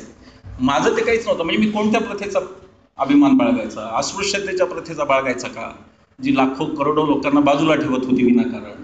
मी सतीच्या जाण्याचा मी सांगतो ना की राजाराम मोहन रॉय नावाचा माणूस जन्माला आला नसता आणि इंग्रजांचं जर प्रगत राज्य नसतं तर कदाचित आजही बायका आपण चितेत ढकलले असते सती म्हणून. त्या परंपरेचा अभिमान बाळगायचा का आणि त्या परंपरांचा पायी होण्याची पात्रता माझ्या अंगी यावी वगैरे वगैरे असं नाही आहे ते मला असं वाटतं. आणि त्या आपण पारखून घेतल्या पाहिजे, निवडून घेतल्या पाहिजे. चांगले त्याला चांगले म्हटले पाहिजे. अनेक चांगल्या गोष्टी. आतिथ्यशीलता ही आपली परंपरा आहे, चांगली परंपरा आहे. गावात कोणी उपाशी नाही राहायचं, त्यामुळे आले तर लोक जीव घालायचे, आता घालत नाहीत. म्हणजे ती परंपरा चांगली होती खरं म्हणजे. तर त्या परंपरांचा आपल्याला अभिमान वाटला पाहिजे. आपण त्या भारतीय म्हणून टिकवल्या पाहिजे. एक भारतीय असणं हे पण आहे ना, भारतीय म्हणजे काहीतरी आहे ना नक्की. भारतीय असणं म्हणजे काहीच नाही असं मी नाही म्हणत आहे, ते बरंच काही आहे. तर ते भारतीय असणं म्हणजे काय, तर ते प्रवाही असणं आहे असं मला वाटतं. भारतीय असणं म्हणजे चार्वाक असणं. हिंदू असणं म्हणजे काय, हिंदू असणं म्हणजे अमक्या जातीचा तमक्या देवाला पूजा करणारा असं नाही. हिंदू असणं म्हणजे मतभेद पचवण्याची ताकद असणं. बघा, हिंदू धर्म, बाकीच्या धर्मांचा माझा खूप अभ्यास नाही, पण हिंदू धर्म हा असा धर्म आहे जिथे देव नाकारून, धर्म नाकारून, नास्तिक राहून सुद्धा तुम्ही हिंदू राहू शकता. हे त्या धर्माची ही चांगली बाब आहे. इथे चार्वाक तयार होतो ना, चार्वाक होतो आणि तो सांगतो. आणि चार्वाक सुद्धा हिंदूच असतो. मी एवढा पाखंडी मनुष्य आहे, पण मी हिंदू असतो ना. माझं हिंदू अजून असणं नाकारलेलं नाही सरकारने ऑफिशियली. माझ्या पासपोर्टमध्ये अजून बदल केलेला नाही हिंदू असण्याचा. तर याही गोष्टी आहेत. म्हणजे आपली संस्कृती तद्दन वाईट होती, तिच्यात काहीच नव्हतं, परंपरा तर फारच, असेही समजण्याचं काही कारण नाही. काही गोष्टी खूप चांगल्या होत्या, पण त्या गोष्टी नव्हत्या ज्या दुसऱ्या गोष्टी आपण पाहतो. त्या गोष्टींचा निषेध केला पाहिजे आणि अगदी खुलेपणाने केला पाहिजे. धार्मिक आव्हान हे त्यातलं आव्हान आहे जे धर्माला नाकारण्याचं खरं एक प्रकारे आव्हान आहे. आणि ती राज्यघटनेने इतकं व्यवस्थित आणल्याने त्या भागाकडे पुढच्या टप्प्यात येईल. आपल्यातले जे तिसरे संघर्ष आहेत ते प्रादेशिक वादाचं आव्हान आहे. मी आता सरांना सांगत होतो, मी मराठवाडा मुक्ती दिनाच्या कार्यक्रमाचा पाहुणा होतो आणि मी मराठवाड्याचं असल्यामुळेच बोलवलं होतं. ते अगदी म्हणजे जाणून बुजून फक्त मराठवाड्याचं बोलवतात म्हणून ते खरं चुकीचं आहे. दुसऱ्यांना कळलं पाहिजे ना. Those who are already convinced, what is the point in convincing them. म्हणजे मला हे कळतच नाही की RSSच्या अधिवेशनात कट्टर RSSचे लोक कशाला पाहिजे, ते कन्व्हिन्स आहेत ना. ते कन्व्हिन्स ऑलरेडी आहेत. कम्युनिस्टांच्या मध्ये फक्त कम्युनिस्ट बस असं नाही म्हणता येत ना. कम्युनिस्ट कन्व्हिन्स आहेत ना, तुम्ही अजून काय कन्व्हिन्स करणार. तर तिथे माझ्या आधीच्या भाषणात एक जण म्हणाले भाषणाच्या शेवटी की जय हिंद, जय महाराष्ट्र, जय मराठवाडा. मी त्यांना विचारलं गमतीने की तुमचं तालुका कोणता आहे, म्हणजे फुलंब्री. म्हणलं अर्धवट राहिली घोषणा. जय हिंद, जय महाराष्ट्र, जय मराठवाडा, जय औरंगाबाद, जय फुलंब्री असं म्हणाले. शेवटी संकुचित किती लहान व्हायचे आपण आपल्या हातात येते. आपण अगदी गावाचं पण जय म्हणू शकतो, आपल्या फक्त वाड्याची पण जय म्हणू शकतो की आमच्या वाड्याचा विजय असो असंही म्हणू शकतो. त्याच्या उलट एक राष्ट्रवाद नाकारणारी भूमिका आहे की जी जय जगत म्हणून विनोबांनी आणली. गांधींनी राष्ट्रवाद नाकारलेला आहे अप्रत्यक्षरित्या, विनोबांनी तो थेट नाकारलेला जय. बघा, मी तुम्हाला सांगेन, आग्रहपूर्वक सांगेन, मी काही कुठलाही वादी नाही आहे रूढ अर्थाने, पण मला गांधी विचारांनी जवळचे वाटतात. माझ्या गांधींचे सगळे विचार मी अंमलात आणू शकत नाही. मला नागपूरला जायला, वर्ध्याला जायला विमान वापरावं लागतं, त्यामुळे ते प्रत्यक्षात सगळे मी आणू शकणार नाही साधेपणाचे, पण वैचारिकदृष्ट्या गांधींची मला थोडी. आणि मी तुम्हाला आग्रहपूर्वक सांगेन की म्हणजे तरुणांची भूमिका असं म्हणत असताना मी स्वतः असं समजतो, याच्यावरती मतभेद असू शकतात आणि ते मला लोकशाही मार्गाने मान्यच आहे. माझी धारणा एक अशी स्वतःची की रानडे, गोखले, गांधी, विनोबा ही भारतातली सगळ्यात जास्त प्रगत अशी गुरु शिष्य परंपरा आहे, जिथे गुरुला शिष्याने चॅलेंज दिलेलं आहे. सत्याग्रहाची विनोबांनी टर उडवलेली बरं का. सत्याग्रह विचार पुस्तक वाचा, त्यात त्यांनी सत्याग्रहाची अक्षरशः थट्टा पण उडवलेली. विनोबा त्याच्याही पुढे गेले ते आणि ते जय जगत म्हणतात. ज्ञानेश्वर सुद्धा हे विश्वची माझे घर म्हणतात. ज्ञानेश्वर हा भारताची माझे घर नाही म्हणत, हे विश्वची माझे घर. तेव्हा भारतीय परंपरा, भारतीय मांडणी ही जास्त व्यापक आहे. ती वसुधैव कुटुंबकमची आहे आणि सगळं जग हेच आमचं. वेदामध्ये पृथ्वीचे पुत्र असं म्हणतात. म्हणजे वेदाचा काही भाग आपण मानायचा ठरवला तर वेदामध्ये स्वतःला त्या काळचे लोक हे आम्ही पृथ्वीचे पुत्र आहोत असं म्हणतात. तर ही जी एक मांडणी आहे की जी खरोखर जागतिक पातळीवर जिला मान्यता मिळवण्यासारखी आहे, भारताचं कौतुक व्हावं अशी आहे. ती न करता आपण एका संकुचित राष्ट्रवादाचं कुंपण स्वतःला घालून घ्यायचं का, हा प्रश्न आहे. हा प्रश्न सरळ सरळ रिलेट असा होईल की मग काय मरायचं का पाकिस्तान मारत असताना. तर तेवढं म्हणजे कुठलाही हा एक्स्ट्रीम असू शकत नाही की तुम्ही 100% अहिंसावादी आहात, दाससुद्धा मारू नका असं काही म्हणलं जात नाही कधी. तर ते 100% होत नाही, परंतु देशाच्या पातळीवर, व्यक्तिगत पातळीवर अशा प्रकारचा खरं म्हणजे फरक असू शकतो असं मला वाटतं. आपण अहिंसक राहिलं पाहिजे याबद्दलही माझ्या मनात शंका नाही. आता सर्जिकल अटॅक्स हा जो विषय आहे तो आवश्यक विषय होता असं मला म्हणणं आहे. उरीमध्ये जे घडलं त्यानंतर कधी कधी जास्त हिंसा टाळण्यासाठी कमी हिंसा करावी लागते, ते म्हणजे मिलिटरी असते. बघा, भारताचं संरक्षण धोरण असे स्पष्ट आहे. नेहरूंनी ते पंचशीलद्वारे, हो तेच नेहरू ज्यांना खूप शिव्या घातल्या जातात, त्यांनी ते पंचशीलद्वारे स्पष्ट ठरवलेले आहे. नेहरूंनी त्या धोरणात कुठली ॲम्बिग्युटी ठेवलेली नाही. नेहरू हा एक असा नेता आहे जो कुठली ॲम्बिग्युटी ठेवत नाही. नेहरूंना कुठेही पकडता येत नाही त्यामुळे. आणि ती कुठली धर्मनिरपेक्षतेबद्दल नेहरूंच्या मनात कोणती ॲम्बिग्युटी नसते. ती अशी आहे की इंग्लंडचा युद्धमंत्री असतो आणि भारताचा संरक्षण मंत्री असतो, ही ती मांडणी. आणि आपण संरक्षणासाठी आपल्या सैन्याचा वापर करतो, ते अगदी योग्य असं मला वाटतं, ते जस्टिफाईड आहे. महात्मा गांधींनी सुद्धा ते अहिंसावादी म्हणून मिलिटरी ठेवू नका असं गांधी म्हणलेलं नाही आहेत. नाहीतर गांधींना हे म्हणणं होतं ना की मग मिलिटरी नाही ठेवायचं, देशात आपल्याला गरज नाही मिलिटरीची, आपण राहू. पण ते शक्य नसतं. तेव्हा व्यवहार्यता एक असते, त्या व्यवहार्यतेच्या पातळीवर आपल्याला ते गरजेचं आहे. पण त्याचा अर्थ राष्ट्रवादाचा उन्माद व्हावा आणि राष्ट्रवाद हाच सर्वोच्च, हाच देव आणि हाच धर्म आणि हाच देश आणि हेच, अशा प्रकारची ही मांडणी असू शकत नाही. ती बौद्धिकदृष्ट्या लोकांना खचवते असं मला वाटतं. ती विचार करण्याची शक्ती नष्ट करते. आणि म्हणून राष्ट्रवादाचा सुद्धा अगदी ओपन असा विचार आपल्याकडे व्हायला हवा, तो तसा होऊ शकतो. आपल्या पुढची जी अन्य संकट आहेत त्यातली आर्थिक संकटांमध्ये लोकशाहीला सुरुंग लावणारा भ्रष्टाचार हे एक आज आपल्या पुढे दिसत आहे. की लोकशाही म्हणजे लोकांचं राज्य असताना लोकांचं राज्य कुठंच नसून ते भ्रष्टाचाराचं राज्य आहे. त्यावरचे एक लोकपाल आंदोलन आपण झालेलं पाहिलं आणि त्यावर अनेक वेळा अनेक ठिकाणी बोललं जाते. परंतु विषमता, आर्थिक विषमता ही सुद्धा लोकशाहीला घातक आहे असं मला वाटतं. आणि त्यामुळं लोकांचं राज्य म्हणजे कोणत्या लोकांचं राज्य असा प्रश्न ती आपल्यासमोर उभा करते. की मुठभर कॅपिटलिस्ट, मुठभर संसद सदस्य, मुठभर अमुक यांचं राज्य म्हणजे राज्य का, असं तो प्रश्न आपल्यापुढे येईल. त्याचं मूळ विषमता येते असं मला स्पष्टपणे वाटतं. आता आजकाल विषमता वगैरे बोलायच्या गोष्टी राहिलेल्या नाहीत. ते म्हणतात की ग्लोबलायझेशनचा काळ आहे, कसलं बोलताय काय विषमतेचं. परंतु ग्लोबलायझेशनच्या काळातही भरपूर विषमता राहिली. हे खरं त्याचं आपण पाहत असलेलं उदाहरण आहे की 27 मजली महाल अंबानींचा आहे, त्याच मुंबईमध्ये 1/3 मुंबई झोपडपट्टीत सुद्धा, ही एक आहे ना समोरची गोष्ट आहे. आणि त्यामुळे जागतिकीकरण आलं, उदारीकरण आलं की सगळं संपलं आणि विषमता राहिली कुठं असं काही आपण म्हणू शकत नाही. मधुकर भावे नावाचे ज्येष्ठ पत्रकार आहे, त्यांनी फार चांगलं विश्लेषण मध्यंतरी केलं होतं. ते म्हणाले की मुंबईतला भिकारी कधी काळी फुटपाथच्या बाजूला जी भिंत असायची कंपाऊंडवर, तिथे उभं राहून भीक मागायचा. मग तो फुटपाथवर आला, मग तो रस्त्याच्या कडेला आला, मग तो रस्त्याच्या मध्यावर आला आणि आज तो तुमच्या दारा काचा खटखटावतो कारचा आणि पैसे मागतोय. उद्या कदाचित त्या काचा फोडून आतून तो पैसे घेईल. तेव्हा विषमता ही गरिबांना धोकादायक आहे ना, आपल्याला त्याचं काही नाही असं काही वाटण्याचं कारण नाही. विषमता वाढत जाईल तसे या देशातले श्रीमंत लोक हे अधिक असुरक्षित होत राहतील, हे त्याच्या मागचं खरं म्हणजे कारण आहे. आणि म्हणून जे आर्थिक आव्हान आहेत त्यामध्ये मी दोनच संपणार, कारण मला जास्त सामाजिक आव्हानांवर, राजकीय आव्हानांवर बोलायचं आहे. आणि म्हणून हे विषय मांडले जातात सतत, असं काही नाही की हे विषय माहिती नाही, काहीतरी सामाजिक राजकीयबद्दल जास्त बोललं पाहिजे असं मला वाटलं. तर ही जी विषमता आहे, ह्या विषमतेला आपण संपू शकलो नाही, जी लोकशाहीला घातक ठरते, याबद्दल काही आपल्या मनात शंका असायचं कारण नाही. आर्थिक विषमता ही अर्थरचनेतून येत नसते.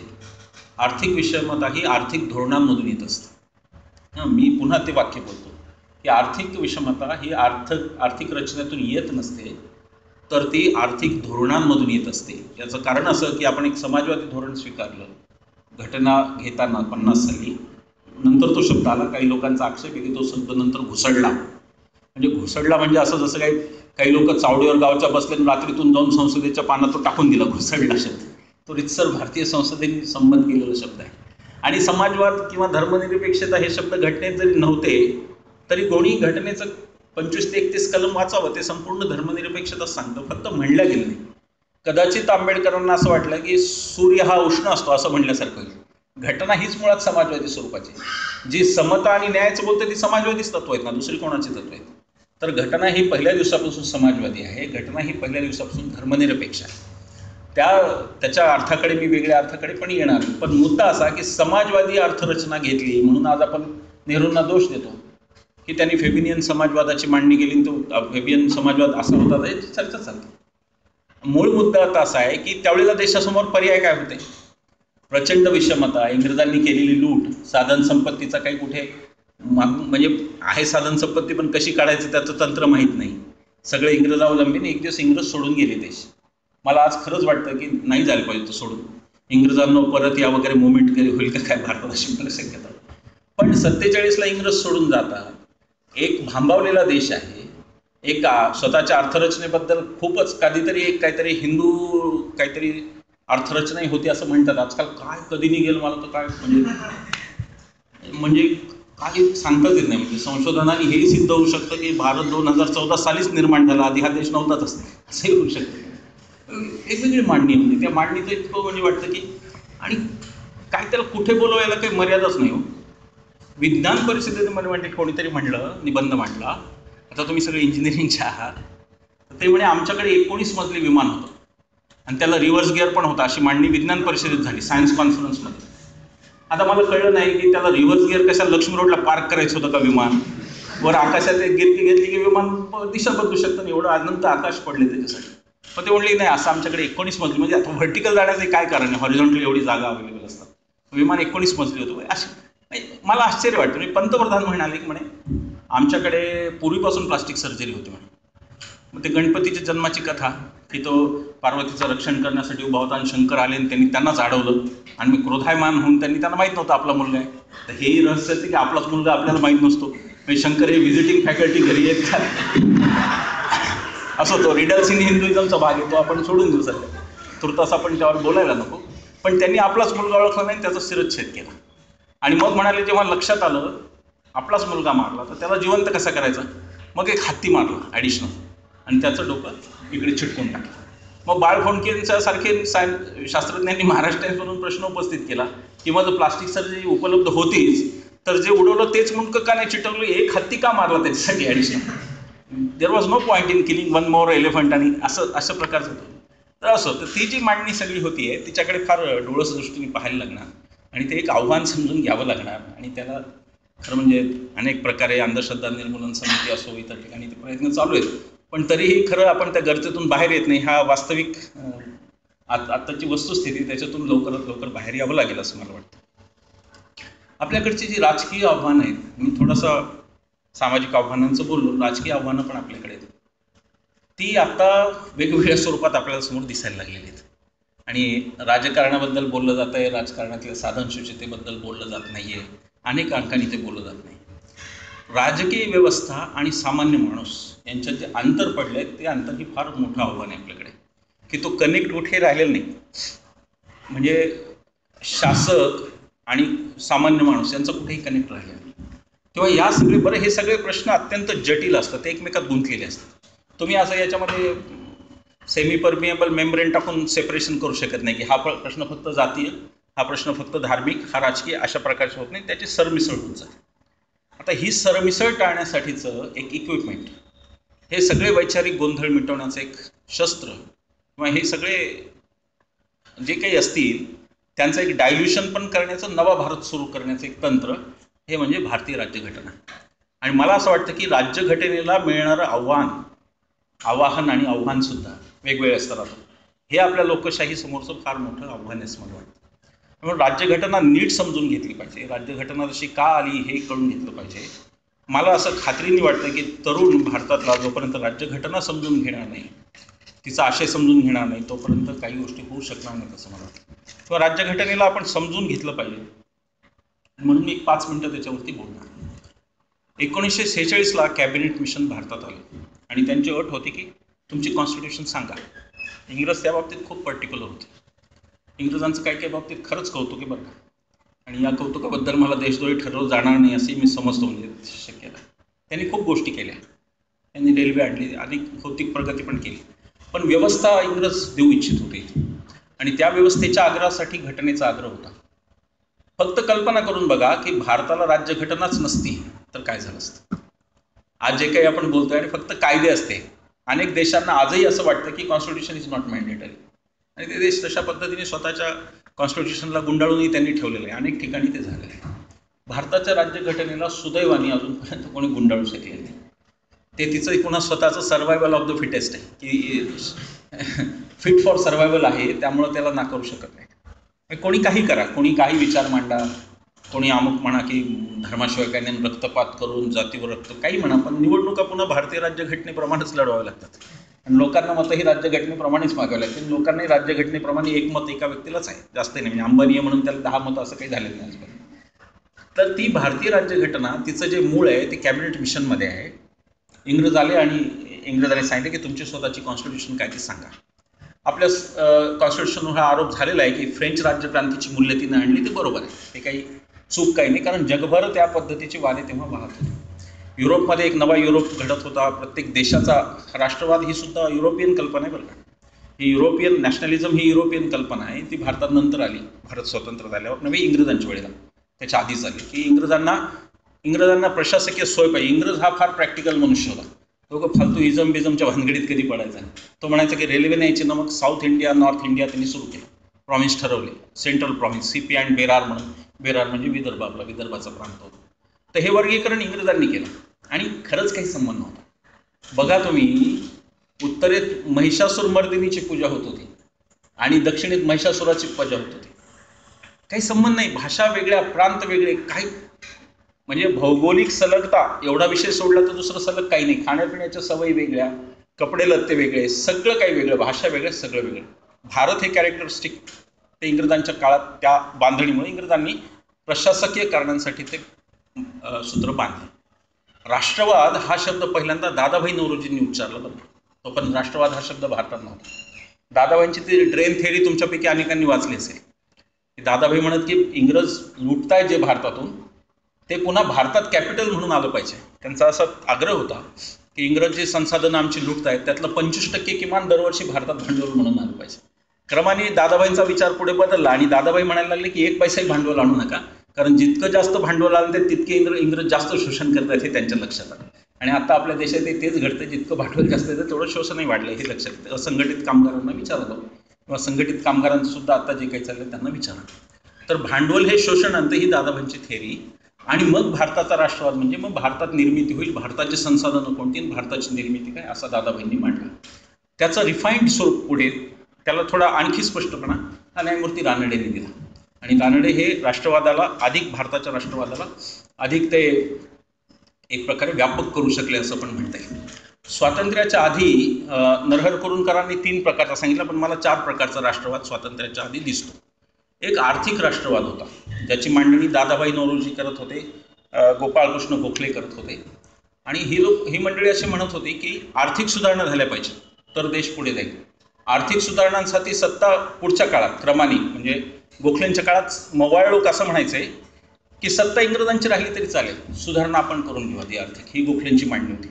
तर तो एक आर्थिक राष्ट्रवाद होता, तो रानडे गोखले प्रणित, जो कदाचित काही अंशी गांधी पण पुढे गांधी हे राजकीय राष्ट्रवादाकडे गेल्याचं आपल्याला दिसतं. दुसरा जो राजकीय राष्ट्रवाद होता हा टिळकांचा राष्ट्रवाद होता, जो म्हणत होता की स्वातंत्र्य आधी पाहिजे, मग आमचं आम्ही पाहू, पहिल्यांदा तुम्ही निघून जाईल. आणि त्यात गांधी पण परंपरेने, टिळकांच्या नंतर गांधींनी काँग्रेसचं नेतृत्व स्वीकारलं आणि गांधी पुढे सगळ्या गोष्टींचे धनी झाले. गांधी हा पण एक जाता जाता सांगतो, याचा काही संदर्भ नाही आहे. गांधी हा पण एक अत्यंत अभागी असा राष्ट्रपुरुष आहे बरं का. म्हणजे मूळ लखनौ करार मुसलमानांना बरोबरीचं स्थान देणारा, मुसलमानांना राजकीय त्यांचा वाटा देणारा लखनौ करार हा 1916ला टिळकांनी केलेला आहे. गांधींनी मुसलमानांबरोबर एकही नवा करार केलेला नाही. उलट त्यांनी त्या करारालाही डायल्यूट केले, परंतु मुस्लिम धार्जिणे पण मात्र गांधींकडे दिले. कारण टिळकांचं जे टोपी, उपर्ण वगैरे आणि पगडी, त्यामुळे टिळक लोकांना आपली वाटतात बऱ्याच आणि गांधी हे दुसरे वाटतात काहीतरी. ॲक्च्युली खरं मुसलमानांचा पहिला जो अधिकार मुसलमानांना दिला तो 1916 योगायोगाने यावर्षी 100वी त्या कराराची होती. लखनौ कराराची 100वी ही महत्त्वपूर्ण घटना आहे, कारण हिंदू आणि मुस्लिमांचं सामाजिक ऐक्याचा तो पहिला दस्तावेज आहे भारताचा. आणि हिंदू आणि मुस्लिम हे एकत्रित गुण्यागोविंदाने नांदतील हे करणारा तो पहिला करार आहे. तो सगळीकडे साजरा व्हायला पाहिजे, पण तो असा आहे हे सरकारला माहिती असून सरकार ते करणार नाही, कारण त्याच्यात टिळकांचं काँग्रेस पक्षाचा उदय होतो. आणि काँग्रेस हे करणार नाही कारण काँग्रेसला हे माहितीच नाही की असा काही करार झाला होता. कारण आजच्या काँग्रेसवाल्यांना गांधी म्हणले की राहुल गांधीच्या पुढे ते जातात.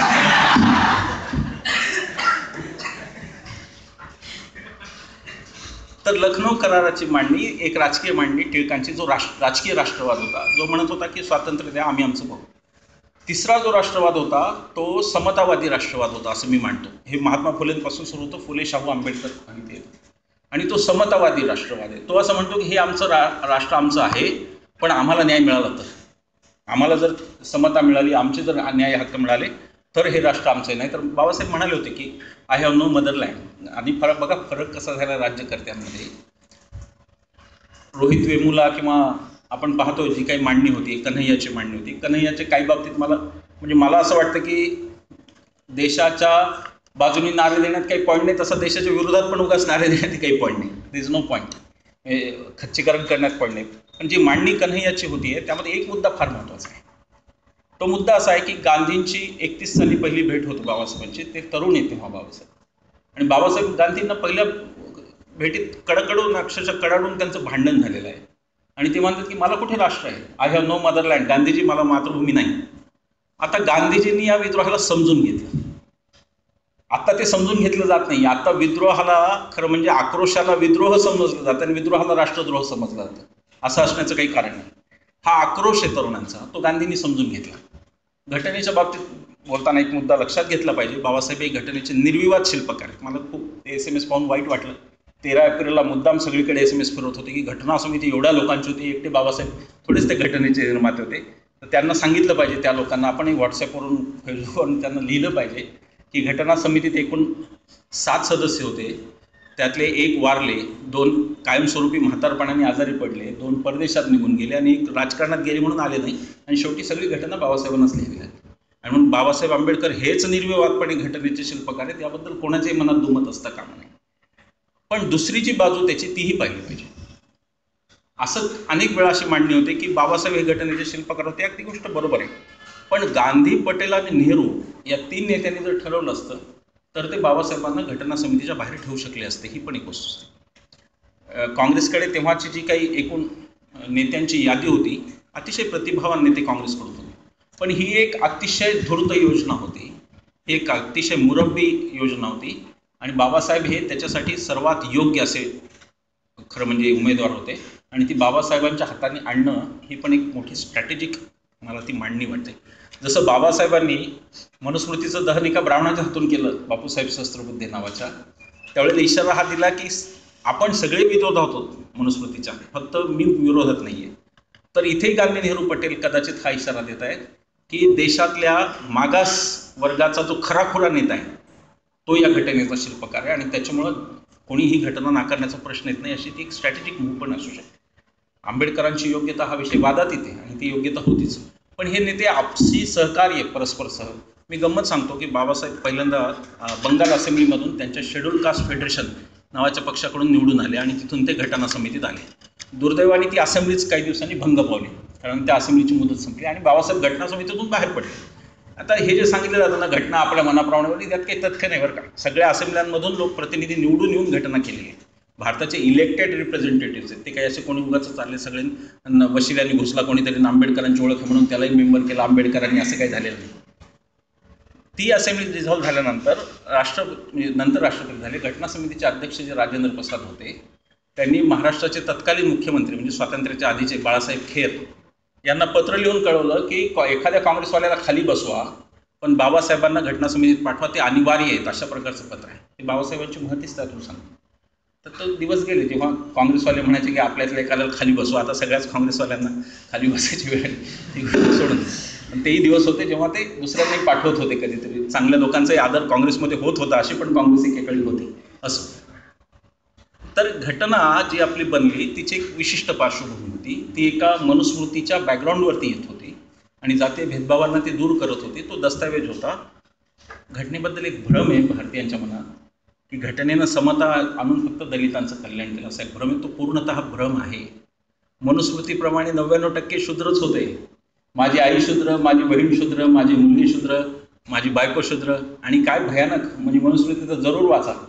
कसं नसावं एखादं पुस्तक हे कळण्यासाठी वाचा, कसं लिहू नये एखादं पुस्तक असं लिहिण्यासाठी. इतका मूर्खपणा भरलेला आहे त्या सगळा. मला तो खूप संताप येतो. आणि मग त्या पार्श्वभूमीवर बाबासाहेबांची किंमत कळते की घटना जर समतेवर आधारित बाबासाहेबांनी आणली नसती तर माझी आई बहीण सगळे शूद्र राहिले असते. कारण स्त्री ही शूद्र. स्त्रीने स्वयंपाक करावा, यांना जीव घालावा, पण जेवताना स्त्रीने पाहू नये पुरुषाच्या ताटाकडे, नाही तर पुरुषाला पुढचा जन्म चांडाळाचा मिळतो, असं म्हणून सांगतो. आता ही मूर्खता इतकी मूर्खपणे भरलेली होती. मी तुम्हाला गंमत सांगतो. देवंड भट नावाचा कोणीतरी खून गेला, त्यांनी स्मृतिचंद्रिका नावाचा एक ग्रंथ लिहिला. परंपरा कशा झाल्या आहेत आणि मूर्खपणा कसा ठासून भरलेला आहे आपल्यात ते तुम्हाला सांगण्यासाठी हे सांगतो. त्या स्मृतिचंद्रिकेमध्ये एकादशी महात्म्य नावाचं एक प्रकरण आहे आणि ते आजही दुर्दैव आहे. आजही जिथे जिथे वारकरी संप्रदाय एकादशी करतो तर दुसऱ्या दिवशी द्वादशीला जेवण्याच्या आधी ते एकादशी महात्म्य वाचलं जातं. आजही माझ्या गावात सुद्धा. काय सांगते एकादशी महात्म्य? ते असं सांगतं की एक वेळ माणसाने स्वतःच्या आईबरोबर समागम केला तरी ते क्षम्य आहे, पण एकादशी मोडणं हे त्याहून भयंकर पाप आहे. एवढं बौद्धिक दारिद्र्य अन्य कुठल्या देशात असेल का मला सांगा. हिंदू म्हणणाऱ्या परंपरेतच हे असू शकतं, बाकी कोणात ते असेल का नाही मला कधी माहिती नाही. 600 वर्ष ह्या देवंड भट्टाची स्मृतिचंद्रिका आपल्यावर राज्य करत होती बरं का. 600 वर्ष आपले धर्मनिर्णय सगळे त्याप्रमाणे व्हायचे. तर ही सगळी मूर्खता आंबेडकरांनी भारतीयांच्या स्वातंत्र्याची सुरुवात केलेली आहे सांगतो मी घटनात. समतावादी घटना देऊन बाबासाहेबांनी हिंदूंच्या सुद्धा मुक्तीचा मार्ग, नाही तर हिंदू यातच बुरसटले असते कित्येक वर्ष. फक्त आताही चालू आहे. सैनिकांसाठी काहीतरी राजस्थानमध्ये यज्ञ होणार आहे, सैनिकांच्या राजस्थानच्या सीमेवर यज्ञ होणार आहे, यज्ञाने सैनिकांचं संरक्षण होणार आहे असं म्हणतात. सगळ्या प्रश्नांवरती मग यज्ञच करावा हा उपाय बरा वाटतो मला. काही झालं की फक्त एक यज्ञ करून टाकावा, संसदेचं अधिवेशन भरवण्याची गरजच नाही, यज्ञ झालं की झालं. तर अनेक हिंदूंना ह्या बेडा पार करण्यात घटनेच्या अनुषंगाने मदत झाली. अस्पृश्यता ही घटनेने संपवली. आणि म्हणून राज्यघटनेला मिळणारं आव्हान हे माझ्या दृष्टीने लोकशाहीवरचं सगळ्यात मोठं आव्हान आहे. त्याच्यापेक्षा वेगळं काही आव्हान असू नये, ते आपण प्रत्येक शब्दाला देतो. तुम्ही बघा आत्ताच प्रास्ताविक केलं, त्यांनी सांगितलं आणि त्यांनी 5 शब्द सांगितले. भारत हे काय आहे तर सार्वभौम, समाजवादी, धर्मनिरपेक्ष, लोकशाही, गणराज्य. यातल्या प्रत्येक शब्दाचा आपण पराभव केलेला आहे. बघा, सार्वभौम आपण देश आहोत का? कधी आपण रशियाकडे बघून धोरण ठरवायचं, कधी अमेरिकेकडून. सार्वभौमत्व या देशाला कधी आलं? आजही नाही. आजही पुन्हा आपण त्यांच्याच भोवती घुमगावतो. बराक काय म्हणतो त्याला एकेरी, तो भले काही विचारून मान न मान माहितीला मी एका बेटीत त्याला 120 मिठ्या काय मारतो आपण ते करतो सगळं. काही त्याचं तथ्य नाही. बघा, हे आर्थिक विषय हा पण थोडा सांगतो. 91 नंतर भारतात भरपूर भांडवल आलेलं. ब्लॅक मनीची योजना काढली तर 65,000 कोटी निघाले. आणि भारत इतका, मला तर ह्या देशाचं नवलच वाटतं कधी कधी. बघा, आधी ते परकीय आक्रमक आले, त्यांनी लुटलं, मग इंग्रजांनी लुटलं, मग 65 वर्ष आपला देश आपल्याच लोकांनी लुटला, तरी हजारो करोडोचे घोटाळे होतात. म्हणजे या देशाचं पोटेन्शियल काय असलं पाहिजे विचार करा.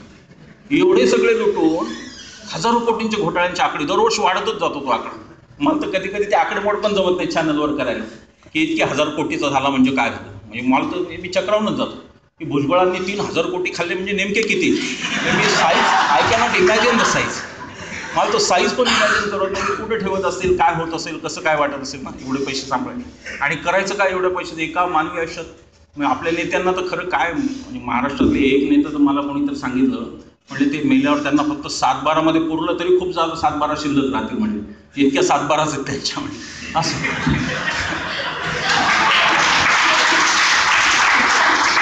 तो विषय वेगळा, त्याकडे आपण जागात आपण पुन्हा घटनेकडे. तर सार्वभौम हा देश कधी नव्हता ही वस्तुस्थिती. समाजवादी पण हा देश कधी नव्हता. 91 नंतर तर आपण खुलेपणानेच जागतिकीकरण स्वीकारलं. आता समाजवादी हा तसा घटनेत शोभेचाच शब्द आहे, तो आपण काढू शकत नाही म्हणून तो ठेवलेला आहे असं मला वाटतं. बाकी समाजवादी अर्थरचना आपली नव्हतीच. सेक्युलर हा तिसरा शब्द येतो. सेक्युलर शब्दाला तो फारच आक्षेप आहे, हे नंतर घुसळलं होतं. सेक्युलर राज्यघटना म्हणजे काय ते नीट समजून घेतलं पाहिजे. सेक्युलरचा अर्थ फक्त धर्मनिरपेक्ष असा घेतला तर फार मोठा धोका होऊ शकतो, तसा त्याचा खरा अर्थ तो नाही. सेक्युलर हा धर्मनिरपेक्ष भारताच्या संदर्भात असायलाच पाहिजे, पण सेक्युलरचा अजून एक अर्थ जो जगभर आहे तो म्हणजे इहवादी असा आहे. इहवादी, पुन्हा इहवाद म्हणजे चंगळवाद नाही बरं का, नाही तर लगेच चारवाकाकडे जाल की काय तूप खा आणि हे असंही नाही. इहवाद म्हणजे जे समोर आहे त्यावर मी विश्वास ठेवतो. इहवादाचा दुसरा अर्थ विज्ञानवाद असा होतो.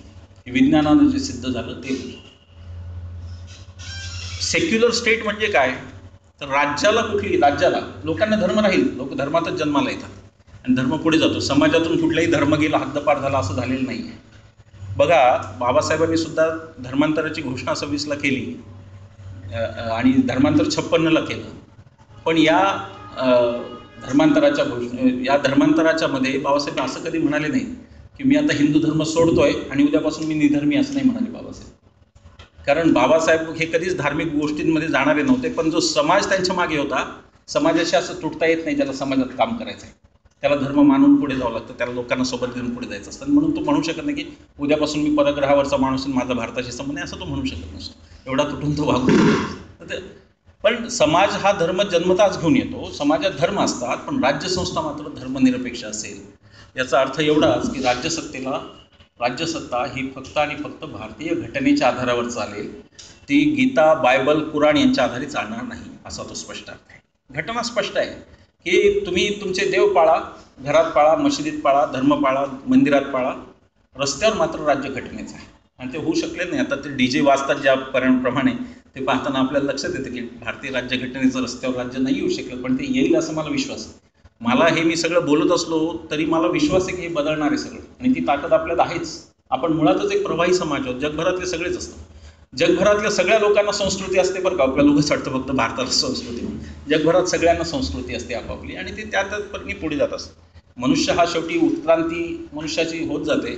रिचर्ड डॉकिन्सची पुस्तकं तुम्ही वाचत असाल, त्यात सगळं ते क्रमाने कशा उत्क्रांती झाली ते येतं की त्यांनी म्हणलं की सेल्फिश जीन्स सेल्फिश होत्या, आणि मग त्या उत्क्रांतीच्या क्रमात अशा गेला. त्यांची एक चूक झाली की त्यांनी मेंदूतला न्यूरॉन तयार केला, आणि मग तो न्यूरॉन त्यांच्यावर राज्य करायला लागला जीन्सवर. तो सांगायला लागला की आता मी सांगतो तसं. तर हे उत्क्रांतीची प्रक्रिया होत राहील. हे कोणा थांबवल्याने कोणी थांबणार नाही, कोणी जास्त स्पीड केल्याने केलं नाही. आपण त्यात कॅटलिस्टची भूमिका थोडीफार करू शकतो. हे लवकर व्हावं एवढंच आपण होऊ शकतो. अंधश्रद्धा निर्मूलन असो, स्त्रियांचे अधिकार असोत, या सगळ्या लढ्या तुम्ही सूक्ष्म अभ्यास करा त्यांचा. या रात्रीतून बदलण्याच्या लढ्या नव्हत्या, त्या नसणार. आणि याच्यावरती विश्वास ठेवा की परिवर्तन हे होतं, त्याचे फक्त वेग कमी असतो. आणि आपण फक्त काय करू शकतो, तर त्या भूमिकेत आपण कॅटलिस्ट असू शकतो, जो रिॲक्शनमध्ये भाग घेत नाही पण रिॲक्शनची गती वाढवण्याला तो मदत करतो. त्या कॅटलिस्टची भूमिका ही तरुणांची भूमिका असं मला वाटतं. ती निखळ बौद्धिक भूमिका आहे, ती विचाराच्या आधारावर आणि ती अभ्यासाच्या आधारावर आहे. अभ्यासाच्या आधारावर नसेल तर त्यांनी मग राजकारणात जायला काही हरकत नाही. तिकडे अभ्यास काही लागत नाही. येऊन सरळ ठोकायचं, त्यावेळेला तुम्ही कुठे गेला होतात वगैरे, त्याची लॉजिक येतात आपल्याला समोर. तेव्हा तुम्ही कुठे होतात, मग आता तुम्ही का बोलला नाहीत वगैरे. मला तर असं वाटतं की बोललो नाही तर खूनच होईल की काय. माझं इनबॉक्समधून लिहिलं, मराठा मोर्चावर शांतता का तुमच्या. अरे काय म्हणजे मी सगळ्या विषयावर बोललो म्हणजे असं लिहिलंय का कुठं काही. एखाद्या विषयावर मला शांत पण राहू द्या. तो शांततेचा पण अभिव्यक्ती स्वातंत्र्यच आहे ना माझं. ते शांत मौन ही पण एक भूमिकाच आहे ना, आणि भूमिका नसणं ही पण एक भूमिकाच आहे बरं का. ही निश्चित एक भूमिका आहे. तर त्या सगळ्या परीक्षामध्ये इहवाद म्हणजे विज्ञानवाद, विज्ञानाने सांगितलं की, पण दुर्दैवाने इहवाद या शब्दाला आपण अजिबात न्याय दिलेला नाही. फार उदाहरणं मी सांगणार नाही, मी एक उदाहरण सांगतो. काही दिवसांपूर्वी होमी भावांच्या घराचा लिलाव झाला, बिनबोबाट झाला. कोणीतरी ते आला, विकत घेतलं आणि ते गेला. काही बोभाटाने समाजाचा. आता याच्यावरती फक्त विचार करा. हे घर कदाचित शिवाजी महाराज, फुले शाहू आंबेडकर, सावरकर, लोकमान्य टिळक, अण्णाभाऊ साठे यांच्यापैकी एखाद्याचं असतं तर काय झालं असतं. रक्ताचे पाट व्हायले असते. आपल्या अस्मिता ह्या जातीय आहेत, धार्मिक आहेत आणि राजकीय अस्मिता आहेत. फक्त राजकारणातले नेते आमचे हेच आम्हाला फक्त सर्व काही वाटतात. वैज्ञानिक हा आमच्या अस्मितेचा विषय नाही आहे. एखादा उत्तम गायक हा आमच्या अस्मितेचा विषय नाही आहे. भीमसेन जोशींच्या घराचा लिलाव झाला तर काही वाटणार नाही लोकांना. पण फुले शाहू आंबेडकर, छत्रपती शिवाजी महाराज, स्वातंत्र्य सावर झालं की तलवारी बाहेर निघतील आणि लोक एकमेकांना कापतील. मला असं वाटतं की हा सगळा निर्बुद्धपणा आहे. म्हणजे अहो आमचे पूर्वज फार महान होते, ठीक आहे होते, पुढे काय, तुमचं काय कर्तृत्व आहे.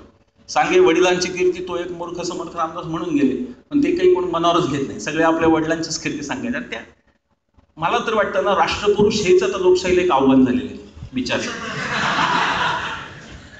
काय त्या पुतळ्यांसाठी मारामाऱ्या, काय ते स्मारक, किती मीटर उंचीचा पुतळा तो चायनात तयार केला. खरं म्हणजे सरदार पटेलांचा पुतळा गंमतच आहे. स्वदेशी चायनात सरदार पटेलांचा पुतळा तो आता येणार आहे भारतावर. आणि इकडून बहिष्काराची आव्हानं ते फेसबुकवर येतात. चायनीज मालावर बहिष्कार घाला त्यांनी. आपलं मूर्खपणा आहे हा सगळा. जागतिकीकरण झालेलं आहे. आता मॅकडोनाल्ड इथं सर्रास येऊ शकतं, चायनाचा माल येऊ शकतो, कोणाचा येऊ शकतो. आता तुम्ही त्या भिंती घालायचे दिवस गेले, ते 25 वर्षापूर्वी संपलं सगळं. आता स्वदेशी विदेशी नाही चालणार. स्वदेशीचं सगळ्यांनी मिळून वाजवून टाकलं. एकदा काय वाजवायचं तर सगळ्यांनी मिळून वाजवलं आहे. आणि ज्यांचं खरं म्हणजे सगळ्यांचं आहे. गांधींचा पण स्वदेशीचा काँग्रेसवाल्यांनी वापरला, वाजवून टाकलं सगळं. आणि दत्तोपंत ठेंगडींचा स्वदेशीचा पण संघवाल्यांनी वाजवून टाकला. आज संघवाले स्वदेशी विदेशी काही नाही. आज सगळं जे काही ते फारच वेगळं आहे. तर मुद्दा असा आहे की इहवादी राज्यघटना म्हणजे राज्यसंस्था ही धर्मनिरपेक्ष असेल आणि राज्यसंस्था ही धर्माला मान्यता देणार नाही, धर्मग्रंथांना मान्यता देणार नाही. धर्माचं विश्व स्वतंत्र आहे, त्यांनी ते राहावं. इथे पुन्हा भेदभाव नेहमी केला जातो, तो सांगून खुलासा करून पुढे गेलं पाहिजे. काही लोक म्हणतात की धर्म हा घटनेच्या बाहेरचा आहे. तसं नाही आहे. भारताची राज्यघटना स्पष्ट आहे. धर्म राज्यघटनेला कुठेही व्यसन घालू शकत नाही, पण राज्यघटनेला मनात आणत ती मात्र व्यसन घालू शकते आणि ते सांगू शकते की धर्म घरात पाळायचा, मंदिरात मशिदीत पाळायचा, हे राज्यघटना स्पष्ट सांगते. तेव्हा सर्वोच्च काय, धर्म की राज्यघटना, त्याचं उत्तर 1950ला आपल्यासमोर स्पष्ट झालेलं आहे की राज्यघटना सर्वोच्च आहे, धर्मविनोद कुछ नाही, ते आपापल्या घरात पाळावेत आणि शांततेत राहावं. मारामारी केली तर राज्यघटनेप्रमाणे पोलीस आत टाकतात, धर्माप्रमाणे हिंदू का मुसलमान पाहत नाही. ही सेक्युलरची व्याख्या होती, ती दुर्दैवाने विज्ञानवादामध्ये बदलली. आपला विज्ञानावर खरं कधीच विश्वास नव्हता. म्हणजे कुरुंदकरांनी श्रीमान योगीच्या प्रस्तावनेत लिहिलं आहे की ज्यावेळी शिवाजी महाराज सांगत होते की भवानी माझ्या स्वप्नात आली, तिने तलवार मला दिली, त्यावेळेला गॅलिलिओने तिकडे दुर्बिणीचा शोध लावून झाला होता त्याचा. ते काही हजार वर्ष पुढे होते आपले आणि ते आहेत आजही. आपण जे हारलो ना, त्याची कारणमीमांसा ही पानिपताला जायला कसा उशीर झाला त्यात नाही आहे, पेशवे जेवत बसले वगैरे त्याची कारणमीमांसा नाही आहे. त्याची खरी कारणमीमांसा आहे की तंत्रज्ञानाने आपला पराभव केलेला आहे. आणि जेव्हा त्यांच्याकडे गन होत्या तेव्हा आपण तलवारी घेऊन जाईपर्यंत ते आपल्याला गोळी घालत होते, हे खरं कारण आहे. तंत्रज्ञान हे खरं कारण, ज्याच्याकडे आपण कायम दुर्लक्ष केलं. विज्ञानवादी आपण कधीही नव्हतो. आपल्या सरकारांनी विज्ञानाला मारता येईल तितकं मारलं. खरं म्हणजे फार मोठ्या रिसर्चची गरज असताना, एकच उदाहरण मी मागच्या वेळेला सांगितलं होतं, ऊर्जेची प्रचंड गरज भारताला आहे. सौर ऊर्जा ही स्वस्त होऊ शकली असती, पण दुर्दैवाने त्याचं एकही संशोधन केंद्र भारतात आज नाही. सीवेट नावाचे एक निदान विंड एनर्जीवरचे एक इन्स्टिट्यूट चेन्नईमध्ये आहे, परंतु सौर ऊर्जेवर संशोधन करणारी एकही संस्था भारतात सरकारने कुठल्याही स्थापन केली नाही.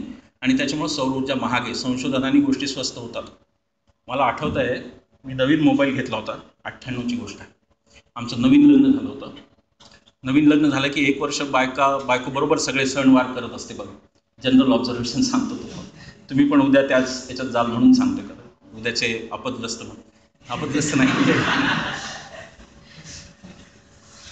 मला बायकोनी त्यावेळेला इनकमिंग गंमत म्हणून सांगतोय, नाहीतर स्त्रीवादी कार्यकर्ते माझा निषेध करू नका, मी मजा म्हणून, माझ्या मनात स्त्रियांबद्दल अत्यंत आदर आहे. इनकमिंग कॉल होता तेव्हा 7 रुपये मिनिट आणि आउटगोईंग होता 14 रुपये मिनिट. बायकोनी मला, संक्रांतीचा आदला दिवस होता, तर हरभरे लागतात बायकांना संक्रांतीला ना वाणबिन द्यायला, तिने मला ते कसे कुठून आणि पुण्याची बायको असल्यामुळे तिने मला 3 मिनिटं मार्गदर्शन केलं. त्याचं बिल मला 21 रुपये आलं आणि हरभरे मात्र मी 5 रुपयाचे घरी नेले. एक मध्ये SMS चांगला फिरत होता. एक काळ असा होता की मोबाईलला 8 रुपये लागत होते, वडापाव 2 रुपयाला मिळत होता. आज वडापाव 8 रुपयाला, मोबाईल 2 रुपयात आलेला आहे. त्याची पॉझिटिव्ह बाजू अशी आहे की कंपन्यांनी त्याच्या संशोधनात पैसे टाकले आणि त्या पैसे टाकल्यामुळं संशोधन झालं, मोबाईल स्वस्त झाले. संशोधनाने गोष्टी स्वस्त होतात, हे तंत्रज्ञानाचं वैशिष्ट्यच असतं. म्हणजे यात काही नवीन मी सांगतोय अशातला भाग नाही. परंतु आपला रिसर्चवरचं बजेट हे 1% कमी आहे. ही धोकादायक गोष्ट आहे. COEPच्या विद्यार्थ्यांनी, BJ मेडिकल कॉलेजच्या विद्यार्थ्यांनी यासाठी रस करावलं पाहिजे की खरं म्हणजे रिसर्चचं बजेट वाढवा, शिक्षणाचं बजेट वाढवा. ते होताना दिसत नाही. शिक्षणाचं आणि आरोग्याचं तर अजून कमी होत चाललं. मला माहीत नाही, कदाचित काही दिवसांनी 98% फक्त संरक्षण दलावरच खर्च होईल. ही पण वस्तुस्थिती येऊ शकते कधी कधी. आणि त्यातही पुन्हा असं चाललंय की एक मला माहिती नाही, सगळ्यांना मिळतो तो मेसेज हल्ली की दिल्लीमध्ये सिंडिकेट बँकेत एक खातं उघडलं सरकारने संरक्षणासाठी, सैनिकांच्या कल्याणासाठी, त्यात पैसे जमा करा.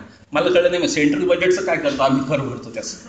म्हणजे उद्या बालकल्याणला वेगळं खातं आहे, जर आवडलं तर बालकल्याणला पैसे द्या, आवडलं तसं असंही असू शकत नाही. ती व्यवस्था केंद्रीयच असेल, तर मुद्दा तो नाही. इहवादी राज्यघटना याचा आपण पुरेपूर ह्या गोष्टी न्याय देऊ शकलो नाही. आज तिच्यासमोरची आव्हानंही जास्त मोठी आहेत. इहवादाला, सेक्युलरिझमला कधी नाही एवढं आव्हान मिळत आहे. पुरोगामी असणं, सेक्युलर असणं ही शिवी झाली आहे फेसबुकवर, असं माझ्या लक्षात आलं गेली काही. कोणी त्याला पुरोगामी वगैरे काय म्हणतात, अनेक शब्द नाही होतात. मी त्यांना म्हटलं की मग पुरोगामी नाही ना तुम्ही, मग तुम्ही धोतर आणि हे घालून या बरं जुनं. पुरोगामी म्हणजे पुढे जाणारा, आधुनिक विचार करणार. मग पॅन्ट कशाला घालतं, घालं धोतर आणि या आम्ही पुरोगामी नाही आहे म्हणत अभिमानाने सांगा. मोबाईल वापरू नका.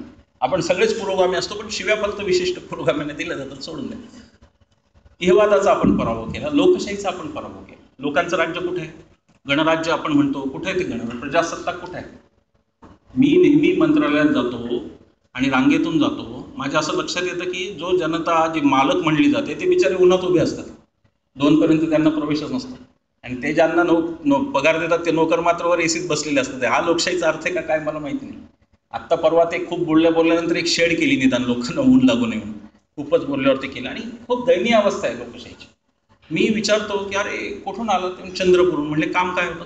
नाही मुलाची बदली होती. म्हणलं मुलगा काय IPS IAS? नाही म्हटले शिक्षकाचं जिल्हा परिषदेला, पण बदली इथं आलो. मी त्या मुद्द्यावर येणार आहे विकेंद्रीकरणाच्या. तर लोकशाही ही चेष्टा झाली जिथे लोकांना काही किंमत नाही. तुम्ही एकदा मतदान मोकळे व्हा, पुढे तुम्हाला काही विचारलंच जाणार नाही, अशा प्रकारची एक मांडणी. लोकशाही, प्रजासत्ताक या सगळ्या गोष्टींचा एक प्रकारे आपण पराभव केला आणि भारताची राज्यघटना हा चर्चेचा विषय नसून तो अंमलबजावणीचा विषय आहे. कारण बाबासाहेबांना विचारलं गेलं की ही घटना कितपत यशस्वी होईल असं तुम्हाला वाटतं. त्याच्यावर त्यांनी दिलं उत्तर फार चांगलं आहे. ते म्हणाले की माझी घटना किती वाईट असेल आणि राबवणाऱ्यांची नियत चांगली असेल तर ही घटना यशस्वी होईल. याउलट माझी घटना किती चांगली असेल आणि राबवणाऱ्यांची नियत वाईट असेल तर ही घटना कधी यशस्वी होणार नाही. काय झालं याचा निर्णय तुम्ही COAPचे विद्यार्थी आहात, तुम्ही आज ठरवू शकता की बाबासाहेबांचा कोणता उद्गार खरा झाला. त्याच्या पुढचं जे आपलं आव्हान लोकशाहीला आहे ते विकास प्रक्रियेचं. एक 5 मिनिटात मी संपवतो, मग आपण चर्चा, मला जरा वेळ वाढला, माझं लांबलं जरा. ते विकास प्रक्रियेचं एक आव्हान आपल्या समोर आहे. विकास प्रक्रियेला आपण लोकशाहीशी सुसंगत करू शकलो नाही. लोकांच्या अपेक्षा आणि विकास यांचा ताळमेळ राहिले नाही. नेत्यांना वाटतं तिथे पूल पाहिजे म्हणून तो विकास, किंवा अमुक ठिकाणी मॉल पाहिजे असा विकास असू शकेल. नियोजनामध्ये लोकांचा सहभाग किती आहे त्याचं उत्तर 0 आहे. म्हणून विकास प्रक्रियेत अडथळे काय येतात त्याचं कारण की नियोजनाची प्रक्रिया शास्त्रशुद्ध नाही. फक्त 3 मुद्दे सांगणार आणि मी तो विषय संपवणार.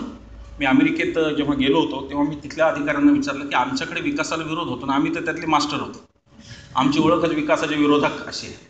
आले विकास विरोधक, आले नतद्रष्ट. म्हणजे आम्हाला जर रस्त्यात आडवं गेलेलं पाहिलं तर लोक घरी जाऊन आंघोळ करून येत असावेत असं मला वाटतं. काही की कुठे हा दिसला आता जाऊन आंघोळ करून, विकासाचे विरोधक असे.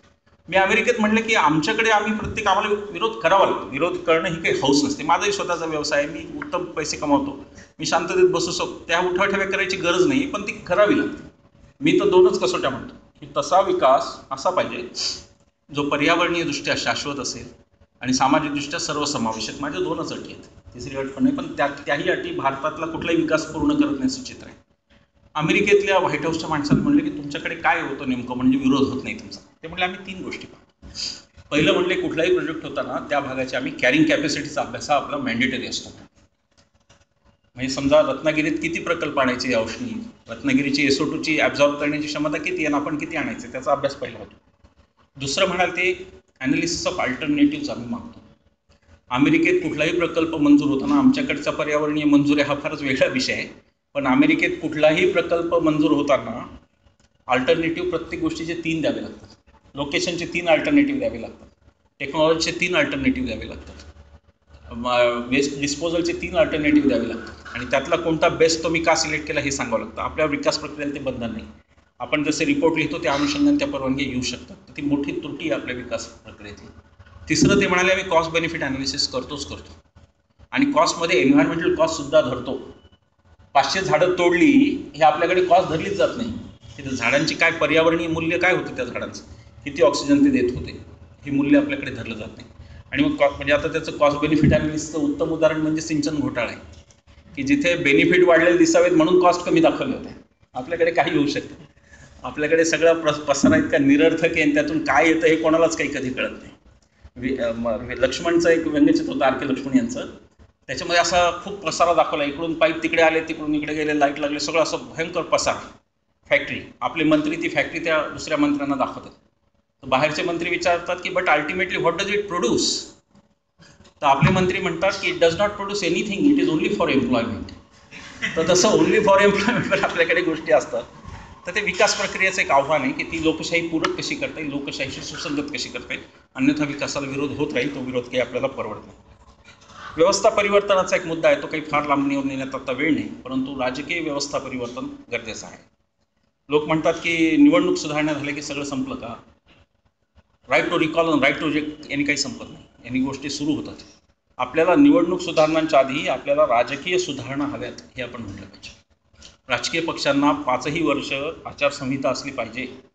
ती फक्त आचारसंहिता निवडणुकीच्या काळात कामाची नाही. त्याच्यातून एक विकृत घाणेरडी संस्कृती फ्लेक्सची आता समोर येते आपल्या, इथं एक कोणीतरी भला मोठा मिशवाला नाना बाबा दादा वर असतो आणि खाली 25-30 असे लाचार चेहरे असतात. हे लक्षात येते की वरच्याने स्कीम आणली नाही तर खालचे जगूच शकत नाही. मग त्याचा वाढदिवस, आणि ही सगळी घाणेरडी राजकीय संस्कृती आपल्याकडे आली. त्याच्यासाठी व्यापक राजकीय सुधारणांची आपल्याला गरज आहे. त्या फक्त निवडणुकांचा सुधारणा असू शकत नाहीत, फंडिंग राजकीय पक्षांचा हाही विषय त्यामध्ये. तो फार व्यापक मुद्दा आहे, तो आजच्या व्याख्यानात मला काही कव्हर करता येणार नाही, म्हणून शेवटच्या 2 मुद्द्यांकडे जाऊन मी संपवणार. त्यातला पहिला विकेंद्रीकरणाचा आहे. लोकशाहीला केंद्रीकरणाने एक आव्हान दिलेलं आहे. हे आव्हान सगळ्या बाबतीत आहे. राजकारण्यांपासून हे आव्हान आहे, घराणेशाहीपासून हे आव्हान आहे. मी नेहमी म्हणतो की मातोश्रीवर गेलं की 3 ठाकरे, जनपथला गेलं की 3 गांधी, परळीत गेलं की 3 मुंडे, लातूरमध्ये गेले की 3 देशमुख, कोकणात गेले की 3 राणे, नाशिकमध्ये आले की 3 भुजबळ, असं सगळं 3 तिकडा काम बिगडा करून ठेवलेलं आहे. महाराष्ट्रातली 40 राजकीय घराणी सगळा महाराष्ट्र कंट्रोल करतात, ही वस्तुस्थिती आहे. आणि विकेंद्रीकरणाची सुरुवात ही राजकीय घराण्यांपासून, घराणेशाहीच्या विरोधापासून झाली पाहिजे. ती तशी होत नाही तोपर्यंत लोकशाहीला काही अर्थ नाही. लोकशाहीला गांधीजींनी हे फार पूर्वी मांडलं की केंद्रीकरण हा सगळ्यात मोठा धोका आहे लोकशाहीला. गांधीजी म्हणत स्मॉल इज ब्युटिफुल, छोट्या छोटी गोष्टी करा. विकेंद्रीकरणाचं फक्त एक उदाहरण सांगतो. संदीप वासलेकरांचं एक पुस्तक आहे. त्या पुस्तकात असं लिहिलं आहे की बराक ओबामाला भेटायला दररोज फक्त 25 माणसं येतात. मला काही ते खरं वाटलं नाही. आपल्याकडे म्हटलं नगरसेवकाकडे 150 लोक चहा घेऊन जातात, हे कसं काय शक्य आहे. म्हणून मी अण्णांबरोबर गेलो होतो तेव्हा अमेरिकेतल्या अधिकाऱ्याला विचारले की खरंच असं आहे का. ते म्हणाले खरंच असं आहे. त्याचं कारण आहे की व्हाईट हाऊसमध्ये फक्त पॉलिसी ठरते. व्हाईट हाऊसमध्ये इतर काहीही फाईल येत नाहीत, त्याचे बदलीचे, त्याच्या शिफारशीचे काही येत. त्याच्या उलट आपलं मंत्रालय बघा, हजारो लोक तिथे एके दिवशी मंत्रालयात रेकॉर्ड झालं 54,000 लोकांनी मंत्रालयाला भेट दिली. तिथले 54,000 लोक काय येतात मंत्रालयात, लोक काय येतात, हा साधा प्रश्न राजकीय व्यवस्थेने याचा कधी विचार केला नाही. साध्या साध्या कारणाने शिक्षकाच्या बदलीला, तलाठ्याच्या बदलीला त्याचा अपॉइंटमेंट लेटर पाहिजे, यासाठी लोक मंत्रालयात. ही शोचनीय अवस्था आहे. ही केंद्रीकरणाची सगळ्यात घाणेरडी अवस्था असणार. म्हणून मग मध्ये तुम्हाला माहिती आहे की पृथ्वीराज चव्हाणांना साहेब म्हणले मोठे की हाताला लकवा झाला का म्हणले, फाईलवर सही होत नाही. तर लकवा ह्या केंद्रीकरणामुळे होत असतो. सुदैवाने त्यांना आत्ता लकवा कळला, बरं झालं. 67 वर्ष जनता लकव्यातच होते, त्यांच्या फाईलला तर जाणवल्यावर लकवा जाणवायला लागला, ठीक आहे. पण ही लकवा जो येतो हा विकेंद्रीकरण न करण्यातून येतो. बघा, आमचं मंत्रालय एक अशी जागा आहे, योजना तिथेच तयार होते, योजनेची अंमलबजावणी कशी करायची तिथेच ठरतं, योजनेवर देखरेख तिथूनच केली जाते, योजनेत भ्रष्टाचार तिथूनच होतो आणि त्या भ्रष्टाचारावरची समितीसुद्धा तिथेच बसून काम करते. एवढं केंद्रीकरण लोकशाहीला परवडत नाही. त्यातून येणारे प्रश्न आपल्याला सोपे वाटत असले तरी ते सोपे नाही. वेगळ्या विदर्भाचा मुद्दा जो येतो लक्षात घ्या, त्याच्यामागे केंद्रीकरण फार मोठ्या प्रमाणात काढणं होते. माणसं असं म्हणतात की जर सगळं काम राजधानीतच होणार असेल माझं, तर मला राजधानी जवळ पाहिजे, मला नागपूर ही माझी राजधानी पाहिजे. चंद्रपूरचा माणूस 14 तास बसने प्रवास करून येतो, त्याला फुटपाथवर राहायला लागतं. त्याला सांगितलं जातं आता मंत्रालयाची वेळ संपली, उद्या ये, उद्या दुपारी 2च्या नंतरच यायचं, आणि इतकं करून काम म्हणायचं. तर मग तो कंटाळतो आणि तो म्हणतो मग मला माझ्या नागपूरला राजधानी आणा. एक तर सगळं विकेंद्रित करा, नाही तर मग राजधानी तरी तिकडे आणा, अशी त्याची मागणी असते. विकेंद्रीकरणाचा मुद्दा अजिबात दुर्लक्षणयोगा नाही. सगळे आत्ताचे प्रश्न हे विकेंद्रीकरणाच्याशी निगडीत आहेत असं मी सांगतो की हे सगळं केंद्रीकरणाचे परिणाम. सत्तेचं केंद्रीकरण, संसाधनाचं केंद्रीकरण, विकासाचं केंद्रीकरण. पण पहा ना, माझ्यासारखा मराठवाड्यातला माणूस इथे येतो ना नोकरीसाठी, कारण विकास हा फक्त पुणे, मुंबई, नाशिक याच ट्रायंगलमध्ये असतो. त्याच्यापुढे कुठे विकास नावाचा कोणी दिसतच नाही. असलं तर एखाद्याचं नाव असलं तर माहिती नाही. कोणी विकास आणि प्रगती हे तिकडे कुठेच दिसत नाही. इकडे ती जुळी भावंड असावी असं वाटतं अनेकांना, तिकडे ती दिसत नाही. सबका साथ है नाही, सबके साथ काय नाही, काहीच नाही कुठलाच. विकासाचं केंद्रीकरण हे मुद्दे आहेत की जे आज लोकशाहीला, लोकांच्या राज्याला, लोकशाही म्हणजे लोकांचं राज्य लोकांसाठी चालवलं, त्याला ते घातक ठरतायत असं मला वाटतं. शेवटचा मुद्दा हा लोकाधिकारांचा. लोकाधिकारांचा जोपर्यंत वापर होणार नाही तोपर्यंत लोकशाहीच्या समोरचं आव्हान कायम नाही. कारण लोकांना स्वतःचे अधिकारच माहीत नाही.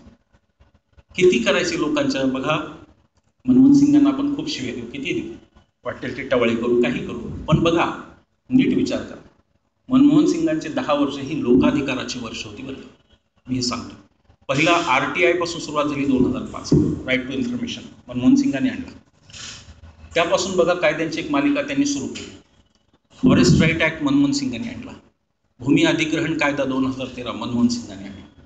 अन्न सुरक्षा कायदा मनमोहन सिंगांनी आणला. लोकांना अधिकार देणार ही वर्ष होती, 10 वर्ष. त्या कारकिर्दीचं मूल्यमापन वेगळे होऊ शकतं, असो, तो राजकीय विषय, त्यात मी जात नाही. पण तो लोकाधिकार हे एकाच बाबतीत मी सांगतो, थांबतो, वॉर्डसभा आणि ग्रामसभा. शहरांमध्ये वॉर्डसभाच होत नाही, इतका अधिकार दिलेला आहे. अण्णा नेहमी म्हणतात की अरे तुम्ही संसद आहात, ग्रामसभा ही ग्राम संसद आहे, ती काही निर्णय घेऊ शकते.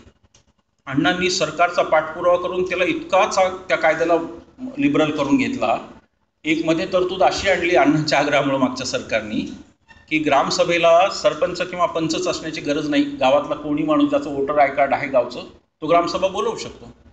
आणि त्यांनीच बोलवलेल्या सलग 3 ग्रामसभांना जर ग्रामसेवक आला नाही, ग्रामविकास अधिकारी, तर त्याला सस्पेंड करण्याचा अधिकार सुद्धा ग्रामसभेला आहे. आता यापेक्षा अजून पीपल्स एम्पॉवरमेंट काय पाहिजे? माहिती अधिकार कायदा बघा कसं त्याचं दुर्दैव आहे. 90% माहिती अधिकारातले कार्यकर्ते हे ब्लॅकमेलर्स झाले. हे दुर्दैव आहे.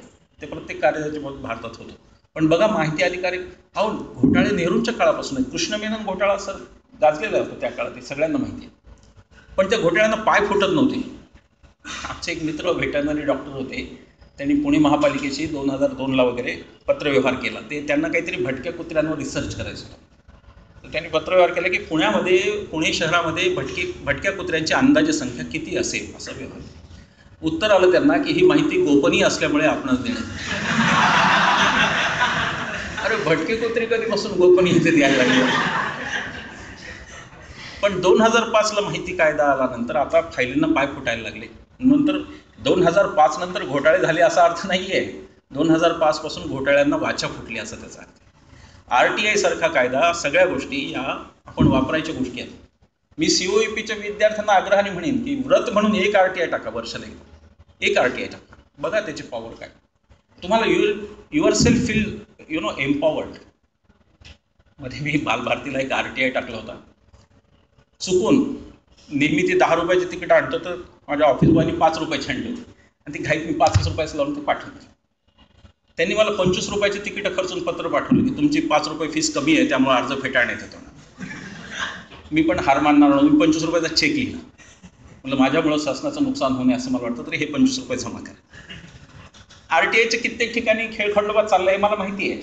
माझ्यासमोर माझ्या गावातल्या लोकांनी पहिल्या ग्रामसभेत खुर्च्यांनी मारामाऱ्या केल्या, मला माहिती आहे. पण मला हा विश्वास आहे की आज एकमेकांवर खुर्च्या उचलतायत, उद्या फक्त शिव्या देण्यावर येतील, परवा मग म्हणतील चला बोलूया, चर्चा करूया, आणि त्याच्यानंतर मात्र संवादही करतील. लोकशाही ही अशीच प्रक्रिया आहे. लोकशाही रात्रीतून येणारी आणि 15 लाख रुपये लगेच लोकांच्या खात्यात टाकणारी यंत्रणा नाही.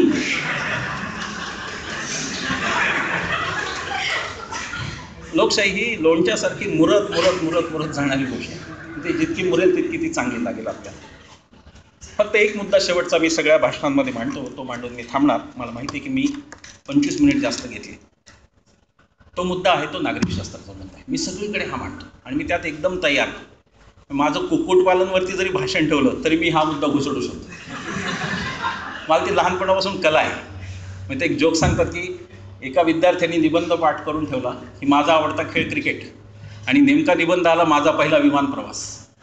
मग तो म्हणाला की मी विमानात बसलो, विमान उंच उडालं आणि मी खाली पाहिलं तर खाली क्रिकेटचा खेळ चालू होता, पुढे सगळं.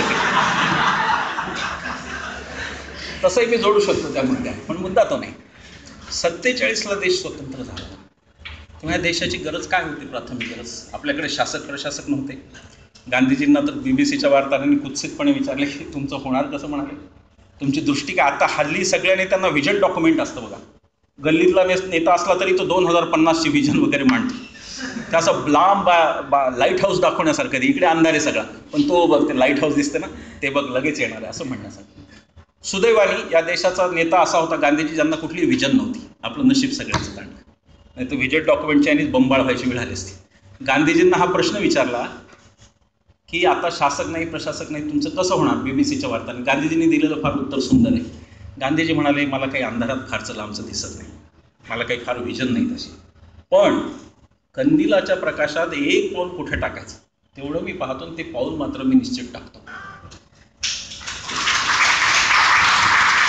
आपली लोकशाही ही आपल्याला बाहेरचे लांबचे दीपगृह दाखवते आहे का कंदिलाच्या उजेडात एक पाऊल टाकते हे आपल्याला पाहिजे. लोकशाहीचा आवश्यक घटक, अत्यावश्यक घटक हा चांगला नागरिक हा घटक आहे.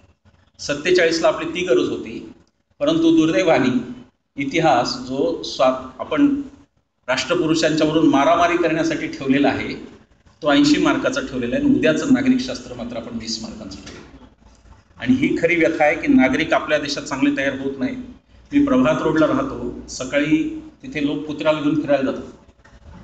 कधी कधी कळत नाही मालक कुत्र्याला तुका कुत्रा मालकाला कोण म्हटलं.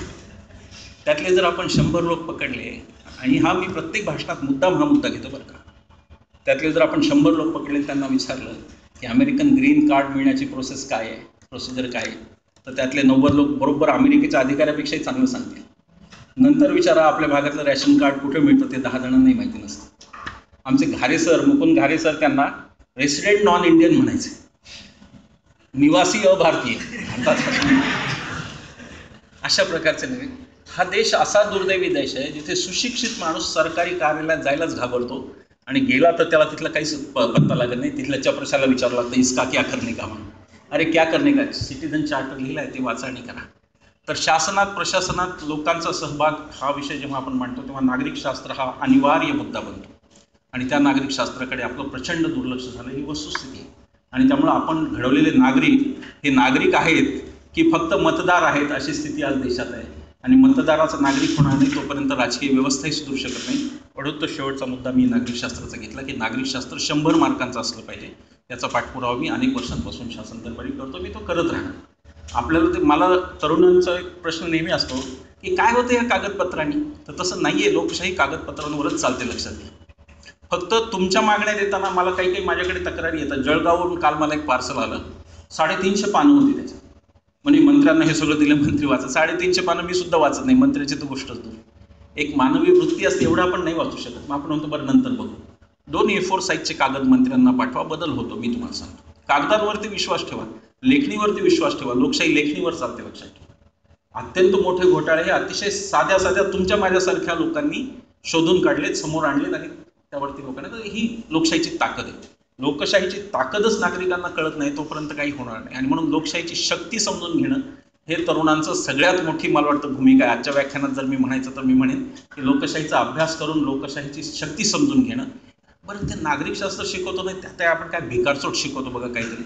राष्ट्रपती होण्यासाठी तो वयाने एवढा, अरे किती राष्ट्रपती होतात 125 कोटीमधले, आणि कंसात सांगतच नाही तो सोनिया गांधींच्या मर्जीतला असावा.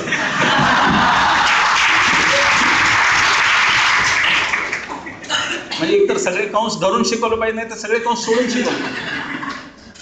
हे भिकारचोट नागरिकशास्त्र गेलं पाहिजे. 8वी पासून माहिती अधिकाराचा कायदा आला पाहिजे. लोकपाल म्हणजे काय, भ्रष्टाचार म्हणजे काय याची ओळख 8वी पासून मुलांना व्हायला पाहिजे. उद्याचे ते नागरिक आहेत त्यांच्यापासून गोष्टी लपून ठेवता कामा नये.